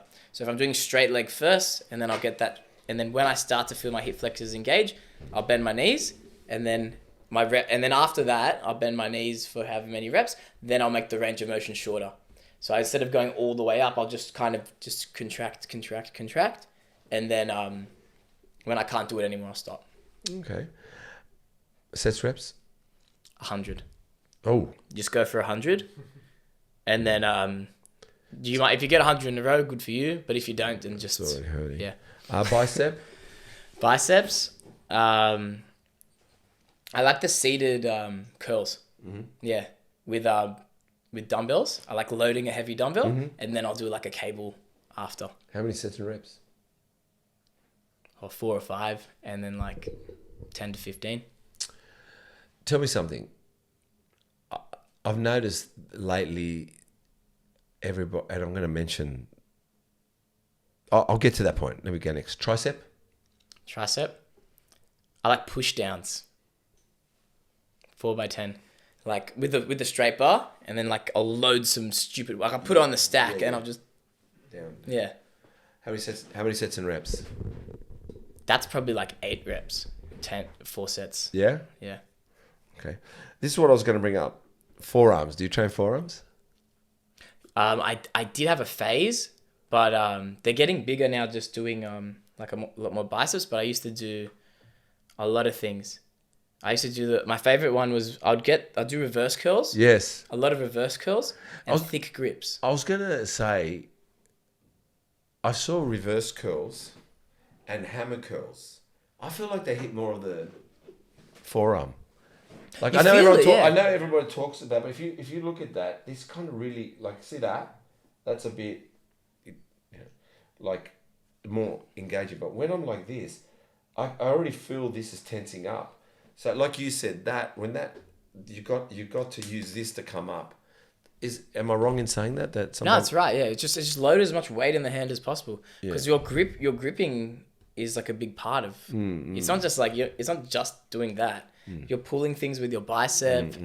If you're hanging, that's why even when I'll do a hanging leg raise, and I'm thinking about my grip strength when I do it. I don't do farmers carries anymore, but it was fun when I did. Like if I want to get if I was doing traps and I wanted to get my forearms as well, farmers carry's mad. What's a farmer's carry? You just pick up a big weight and you go for a walk. Oh, okay. Yeah. Did you know that? Yeah. Oh, I didn't know that. They're cool. Quads. Oh, can I say 2 exercises? Yeah, go for it. I like the pendulum squat, the machine. I've never used one. I got one. It's really fun. I'll have a look at it. And I like sissy squats. Yeah, I do. I'm really. Yeah. Is that when you walk, step down, knee down, or knee up on the bench? No, that's a Bulgarian. So yeah. So I'm on my toes, and then I'm squatting through my toes. Oh, yes. So because you were doing that and you're holding the stick. Yeah, that's a sissy squat. Yeah, you were doing it for a comp. Yeah. And you were going to failure. Yeah. I go to failure on it. Like, that's the thing when you're telling me the rep range, I normally just going to failure. Like, I just go till I fall. It's probably the right way to go anyway. So I guess. So I like it. So pendulum, how many sets and reps? 4 by 10. And sissy? Sissy, I'll probably get 3 to failure. 3 to failure, okay. Hammies. Hammies, ooh. My favorite? Nordics. What's Nordics? A Nordic hammy curl, like, so your ankles are locked in or someone's holding your feet and you're lowering your body. Like that. Oh, Yeah. yes. That's my favorite, yeah. How many sets of that? Reps? 3, and then, like, I can't go back up, so I'm just doing negatives. So I was gonna sometimes I'll say, get 8 negatives. Yeah, I was going to say I probably can just do 2. I can do 1 rep. I can do 1 rep up or 2, Yeah, I and was then gonna that's all I say. got, yeah. So, I don't think there's anything left in that. I'm already tired thinking about it. yeah, it's fucked. Calves? Carbs, I like the standing calf raise machine. Yeah. I found, and I was saying with Jay Cutler, so you've got ascending, yeah, and then you've got descent. What do you call it when you hold down the bottom? What's the technical word? Well, there's like concentric going up, Concentric, and then yeah. eccentric going down. Eccentric, And you I think I've noticed my calves come up when I've focused on the eccentric. Yeah, controlling the down, yeah. But no, also holding it down there. And then yeah. No, just sitting there with it. That's It's actually comfortable. Yeah, but it's agree, even yeah. better than Oh, holding it's it. mad. Like I hold it up, but what Jay Cutler was saying, holding it down. So now I actually hold it for like 1, 2, 3, 4, 5, and up. Yeah. See, I don't even count. No, So, but what I yeah. mean, I It's actually, like on that bottom. But on the bottom, I like to just sit there for a bit. Just hang around. Yeah, hang around. Yeah, Just like what's going on. Yeah. Check, yeah. You know what? I Check try your not to phone. check my phone, but when I do calves, Yeah. and if I'm on the leg press as well, Yeah. just go until it's like you feel like it's gonna fall, like your legs are gonna fall off, and then try to do 10 reps. Yes. And then you're like, and you'll get like 4, and then Yeah. you rack it, and you might lock your knee out by accident. I Like, agree. You got time to that's fucking it. you Fill got- it with some blood, Mate, man. you got some time to fucking catch up with some old friends if you hold down Yeah. there. Go on the phone, call my mum, whatever. What do you do? I just eccentric. Is it eccentric? On the down page, On yeah. the down page, yeah. Just true, you know. How many sets and reps there? I don't know the reps, but like if you said time, maybe you're doing the set for 2 minutes. Maybe 3 sets. Yeah, 3 sets. and then maybe 3 of those, yeah. All Sometimes 2. Sometimes I'm so destroyed it's 2. All right. I just say this one to seem intelligent. Tibialis. Tibialis? Well, when I do this, the sissy squats, They would hit. yeah. Like I feel like it's engaged. But I don't do the machine and that type of stuff, yeah. Well, we've got one at Hardcore, so I do use it. Oh, do you like it? I do it. Yeah, I do it. Oh, yeah, no, I've got it as a. You know, I'm going to talk about glutes now because me and Chris think some of that stuff is a little zesty. Yeah, let's go glutes for the salutes, they say. All right, yeah. So what's good for the glutes? What's good for the glutes? Well, the best thing for the glutes, Yeah. step up. Step Up is the best thing for the glutes. So, stepping up onto the bench, coming back down. Stepping up on the bench, stepping down. Same leg in a way. And are you holding weight? Yeah, so like it depends how high. Like if you want to like, And it depends how high, of course. yeah, if I'm training if you're training, What's like a good height then? A good height? Because you don't want someone sitting there putting just one fucking little I'd say 2.5 kilo weight on the ground and just going. I would say if you're doing a step up, because like I agree with the step up there. probably a bit lower than the hip, maybe even knee, and you're plus loading plus it's also a little manly. I like it. Yeah, it's more manly. I'm a dude. Yeah, so Yeah. I'll do that. Or I'll do a Bulgarian if I want to. Because now I'm trying to get like striated glutes Yes, and of stuff. course, yes, of course. So I'll go one dumbbell Bulgarian. Yep. I'll put the dumbbell on the same side as the leg I'm working, and I'll hold a pole, and I'm just kind of staying at the bottom and pushing up, and I turn my foot out, Yep. and I'm just focusing on the glute. But if I would say to like just an average dude, like just do a step up, bro. Yeah. How many sets of reps? Oh, you don't. Only 3. 3 sets, but try 15. All right, because I'm trying to get Chris off the hip thruster. Oh, he's in the hip thrust? I'm trying to get They're him off okay, it. yeah. I'm trying to get him off it. And the other one was, what's the one where you push out? Oh, the bad girls?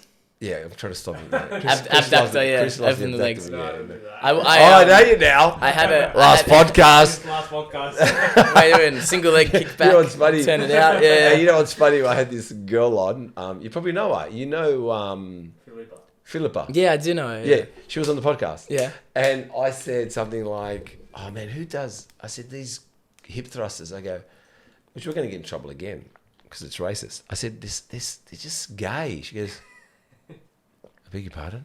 Like, and I forgot, oh no, we've got an alpha woman in the room, right? And Chris was there with her boyfriend and they all backed off on their chairs. Like, we're leaving Steve on his own. Right? And I'm going, what do you reckon, boys? Do you think it is? And they went, they weren't talking. And then her boyfriend goes, oh, look, it's a little zesty. And Chris goes, yeah, it's all zesty. Yeah, right, zesty. Yeah, it's zesty. And then That's funny. And then the abductor, Chris goes, what about the abductor machine? So I'm taking the piss out of me. Yeah, that's so funny, yeah. Yeah, it's... Listen, I injured my my adductor last year. Yeah? Yeah, like while I was prepping at the start of the prep, it was still hurting. And it was really bad. Have you gone into a comp hurt? Yeah, heaps of times, yeah. Yeah? The last one, it was injured, yeah. Yeah, wow. So I got the, that's what I started like doing the foam roller and I couldn't do the Copenhagen's, you know, when you put your leg up on the bench and squeeze, because I don't have an ACL. My right knee doesn't have an ACL. I tore it when I did hurdles in like high school. I wasn't a hurdler, I just participated.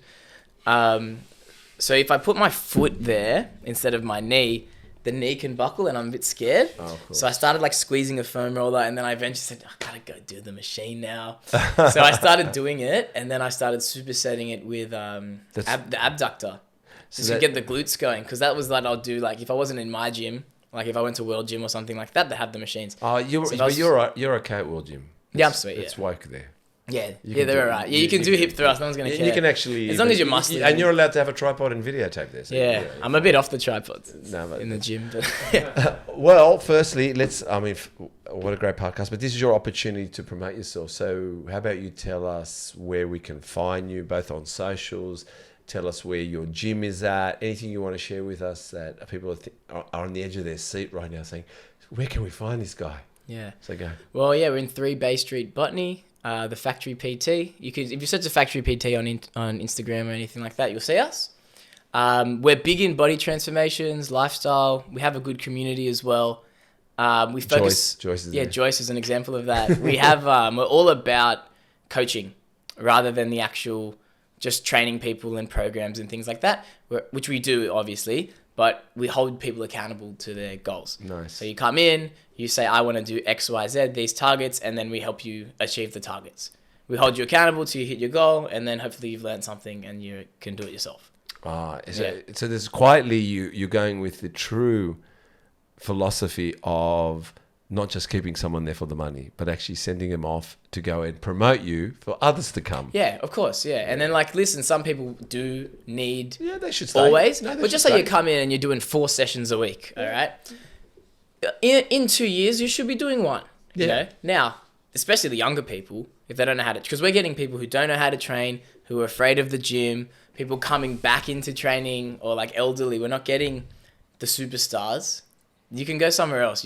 If you want me to help you with a comp, I can give you advice, and I can, I do it on the side. It's not my main. Yeah, I've seen you Yeah. help some people. I help prep people. I like doing it. Yeah, of course. Yeah, and like I'll charge them, but not much. Like just for my time. Yeah, of and course. then I'll go and I help them on stage on the day. I like that stuff. saw It's you. a big day though, helping people prep. I can imagine. Yeah, but it's fun. It is different, and it's good to see people. Some people have like, just all the physiques are different. So then you got to kind of like, you don't know what they're going to look like at the end. So you're going to kind of change it. Do you think, because I know, we're still in the podcast, I can't believe we're trying to finish that up, but I'm still got one more question since I'll ask you.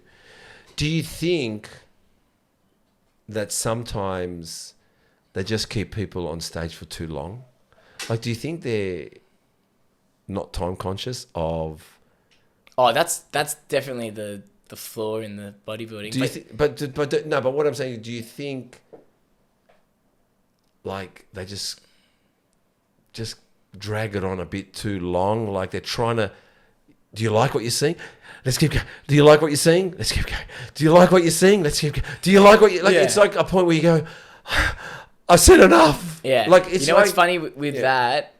I can, from a viewer's perspective, I'm like, oh yeah. Like that's why I don't That's what I'm like saying. watching Yeah. a lot of comps Well, there all you go. day. Yeah. That's very tiring. It's tiring. But I could imagine. But you imagine like it you're on stage. But you like it imagine on you're a stage. girl. It's your first comp, and you got your whole family watching, Oh. and then you're Greek, and then your dad's saying you should have won. You need the judges, and this girl's gonna believe that she's won, and she's gonna go, and then the judge is like, well, actually, we sat you there for 20 minutes, and we looked at every single, like the balance of the physique and your conditioning and your size and your posing and all of these things that you did, and we wrote it down why you didn't beat this girl.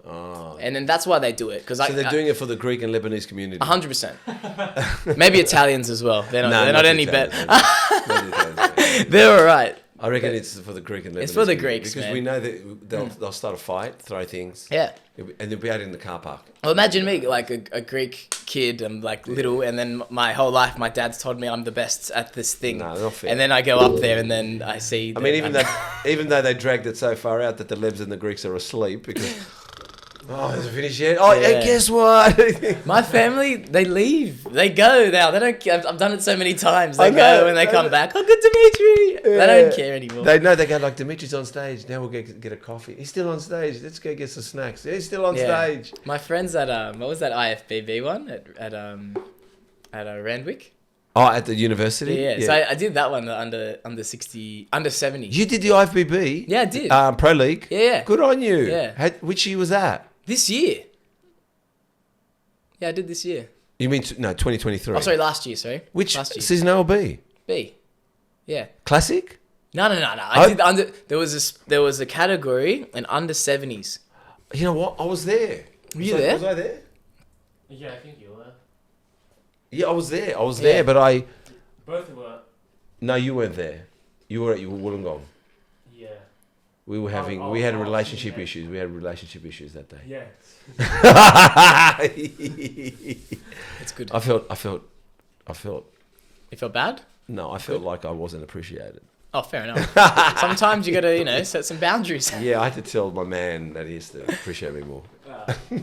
But yeah, I did that one. That was I got a message from a friend, and he goes, "This is the guy that won last year. You should do it." And then I'm like, "Oh, I'm a bit out from like my conditioning that I wanted," but I'm like, "Yeah, I'll do it." And then I went up, and then I was looking at the guy. Like they were big, but like I look alright on when I'm in shape. I look alright. And if you're doing that size, like Yeah, of how course. big could you be Yeah, of under course. 70 No, kilos? You no, know. that's right. So I got down to 69. Well, Hardy versus next to Samson, but Hardy looked amazing. Yeah, exactly. Yeah. So I went up, but then the guys, I came third.